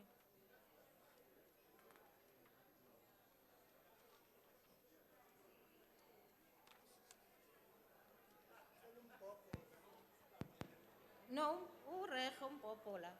Also on no, Honorable Chairperson, the IFP would like to support these agreements. We want to emphasize the need for tax programs such as this to actually carry on. We are actually worried about the high levels of tax evasion which are going on in the country and the fact that some of the people are not registered in a manner which is conducive for it. Order, honorable member, I can hardly hear the speaker on the podium. Order. Continue, honorable member. So, Honorable Chairperson, in supporting it, the most important thing now is implementation, and that we must explore further initiatives of this regard moving forward, and that the issues of tax must take a priority moving forward. We are concerned, though, that the areas that have been cited for this issues of tax are areas which are very vulnerable, and we've already seen now people traveling to those areas with large sums of money, and that on its own actually now puts into question whether we are serious about these things. So our support goes with a high level of concern that there may be an abusive enforcement of them is not prioritized. I thank you, Chair. Thank you. Honorable Kubisa. House Chairperson, we support these agreements. We say taxation as a form of government revenue is of great importance. Order. As it enables government to maintain law and order, peace and security, and satisfying the requirements of basic need and public utilities. Tax is, however, more than just a source of revenue and growth. It also plays a key role in building up institutions, markets, and democracy through making the state accountable to its taxpayers. Just as excessive tax burdens might hinder growth in wealthy countries, Honorable in developing Kubisa, economies. please take your seat. Thank you, honorable members. Continue, Honorable Kubisa. I was saying just as excessive tax burdens might hinder growth in wealthy countries, in developing economies, a lack of tax structures is a major cause of weak and unresponsive governance. Also leads to an over-reliance on aid. With tax, the public can hold governments to account for their decisions and not feel tied to the will of aid donors. And because tax revenues are relatively predictable, governments can plan ahead with greater certainty. Bilateral taxation agreements are important for two important reasons. Firstly, such agreements avoid double taxation on persons and business enterprises. And secondly, they prevent fiscal evasion with respect to taxes on income. The bilateral taxation agreements which were requested to approve today will assist South Africa as well as the United Arab Emirates and the Republic of Singapore to regulate tax on cross-border income. These agreements are comprehensive and cover the majority of income tax categories, ensuring that taxation-related ambiguity is erased and certainty established. The agreements also stipulate to whom the cross-border income taxation applies, inclusive of national and juristic persons, and apply to all existing and future legislative formats applicable to each and every party states. The National Freedom Party wants to see them implemented, and we support. Thank you. Thank you. Honorable Mentor.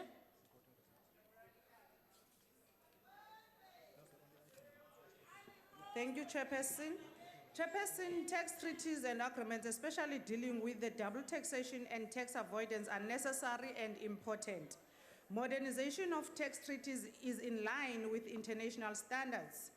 Given the aggressive and complex nature of illicit financial flows and the threats to the fiscal stability, we must prioritize exchange of information and assistance with tax collection with other countries, especially now that the immoral, corrupt, and manipulative Gupta family has decided to move the stolen money to Dubai.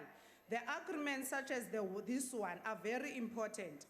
But the problem is that we are not dealing aggressively with illicit financial flows, particularly in the mining and financial industries. We are failing to enforce the administrative tax legislation as it is. We are failing to build much needed and necessary capacity to deal with illicit financial flows as it is. We do not even know the scale of these illicit financial flows. If we deal with illicit financial flows in much aggressive manner, South Africa can afford fee higher education today. As the EFF, we have presented to the Davis Committee. We have met with SARS and other stakeholders and provided a proper and concrete recommendation. And one of the recommendations, Honorable Chair, was to establish a law, an Anti-Tax Avoidance Act. And this will put a solid foundation to deal with illicit financial flows going forward. Thank you very much. Thank you. Honorable Steenhuisen. Thank you very much, Madam House Chair, and I'm delighted to tell you that we're supporting these two reports before the House today. We believe they're well thought out and well made. But I do want to spend a little time, if I may, on why we've done what we've done over the past 2 days. Mr. Hanekom took to Twitter yesterday to have his say. He seems to take to Twitter when he's upset, but doesn't have the guts to say it in the House ever, about why we did what we did yesterday. It's not our job to drive your legislative program with your majority through Parliament. That's not what the opposition is here for. This is your DORA bill. We proposed amendments in the committee. We proposed several alternatives that you could have put in place. You chose to reject every single one of them. So please don't expect the opposition to arrive in this House to slavishly help you prop up your quorum. And I think the bigger question South Africans should be asking themselves as they watch this House from wherever they are in South Africa. They should be asking themselves, where are the ANC members of Parliament that we elected to come and represent us in this House? Why? And I see Mr. Dirks is making lots of noise. Mr. Dirks is making lots of noise at the back there. I'm not surprised that his caucus told him to keep his mouth quiet at the caucus meeting a few days ago. And I wish you'd carry that advice through in this House, because that caucus gave you good advice, Mr. Dirks. Close your mouth. Close your mouth. And so I think that South Africans need to ask themselves that in... Point of order. Point of Honorable order. Steenhuisen, take your seat. Honorable Member. The issues raised by the honorable member are irrelevant to the topic before us. Can it be relevant? Noted. Continue, Honorable Member. And I think the bigger question we should be asking is why. And we've seen the SMSs. 2 days of 3-line whips, calling on the executive and all members to be present in this House. Point of order. An SMS sent out. Honorable Steenhuisen. This is harassment. Honorable Member. No, it's the same point, irrelevance. Honorable Member, can you be relevant? Continue. Well, the ANC are irrelevant, so it's hard to actually talk about relevance. So. Point of order, Chair. Point of order, Chair. We can't have the whip of the DA continuing what he's doing all the time. He must follow the rules. Follow the Continue, rules so that Honorable we can Member. respect Thank you. Continue, Honorable Steenhuisen. Chairperson, sorry, on a that point is of order. irrelevant. Continue, Honorable Steenhuisen. Chairperson, on a point of order, Rule 92. This is harassment of the Speaker at the Honourable- podium. And Honourable I've asked you to Steen- protect the Speaker. The truth may hurt, but you got to protect the Speaker. Thank Honorable you. Steenhuisen. Continue. So unlike these taxation laws amendment bill that we're discussing, taxation laws reports that we're talking about here, we didn't support the DORA. But why, with 2 3-line whips and an SMS, can you not get your members to this House? It's an indictment on you and the ANC, Chairperson, not point the of order. opposition. Point of order, Chair. Point of order, yes. Chairperson, we raised the point of order on On the subject relevance. of relevance. That the matter he is debating is not the matter on the table. And I- we said to hear us, but is continuing to be irrelevant. We want you to rule and tell the member either to sit down or be relevant. Honorable Member. Chairperson. Continue. Chairperson. Honorable McPherson. Thank you. I rise on Rule 66 that no member should be continuously interrupted, which is exactly what the ANC I'm not members going to rule again on this are doing matter. to the Honourable Chief Whip. I please not- ask that you would afford him the protection he Honorable deserves. members, fine. I'm not going to talk on this matter anymore. Continue. And at the same time,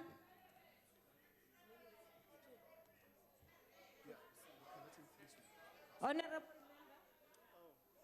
I believe that your screen, we had a problem with what do you call this, technicality, whatever, machines, technology. Please, the time on your screen, you are left with 60 seconds. I mean, yes. Yeah, which is a minute. Thank you. No problem. I can say what I need to say in a minute. I'll actually won't even take the full minute. How's that? So I think that there needs to be some very hard introspection on the government benches about how they take the mandate to govern that's been entrusted to them by the people of South Africa. This is how they treat it. They treat it with disrespect. So South Africans must understand, if they want a government that's going to come to work every day to fight for them, to fight against unemployment, to fight for job creation, to fight for our economy, to fight for our constitution, and to fight for the rule of law, you can't trust these people on this side of the House. You need to vote with the opposition, change your vote, and in 2019, send a party to this House that actually pitches up for work. If it's about irrelevance, who is? Thank you. Order, honorable members. Are there any objections to the approval of the agreement between the government of the Republic of South Africa and the government of the Republic of Singapore for the avoidance of double taxation and prevention of fiscal evasion with respect to taxes on income as it appears on the order paper? No objections. Agreed to. Re fihlile bofelong ba morero wa letsatsi. A re yang gae ro khutša. No, it's this one. It's the one.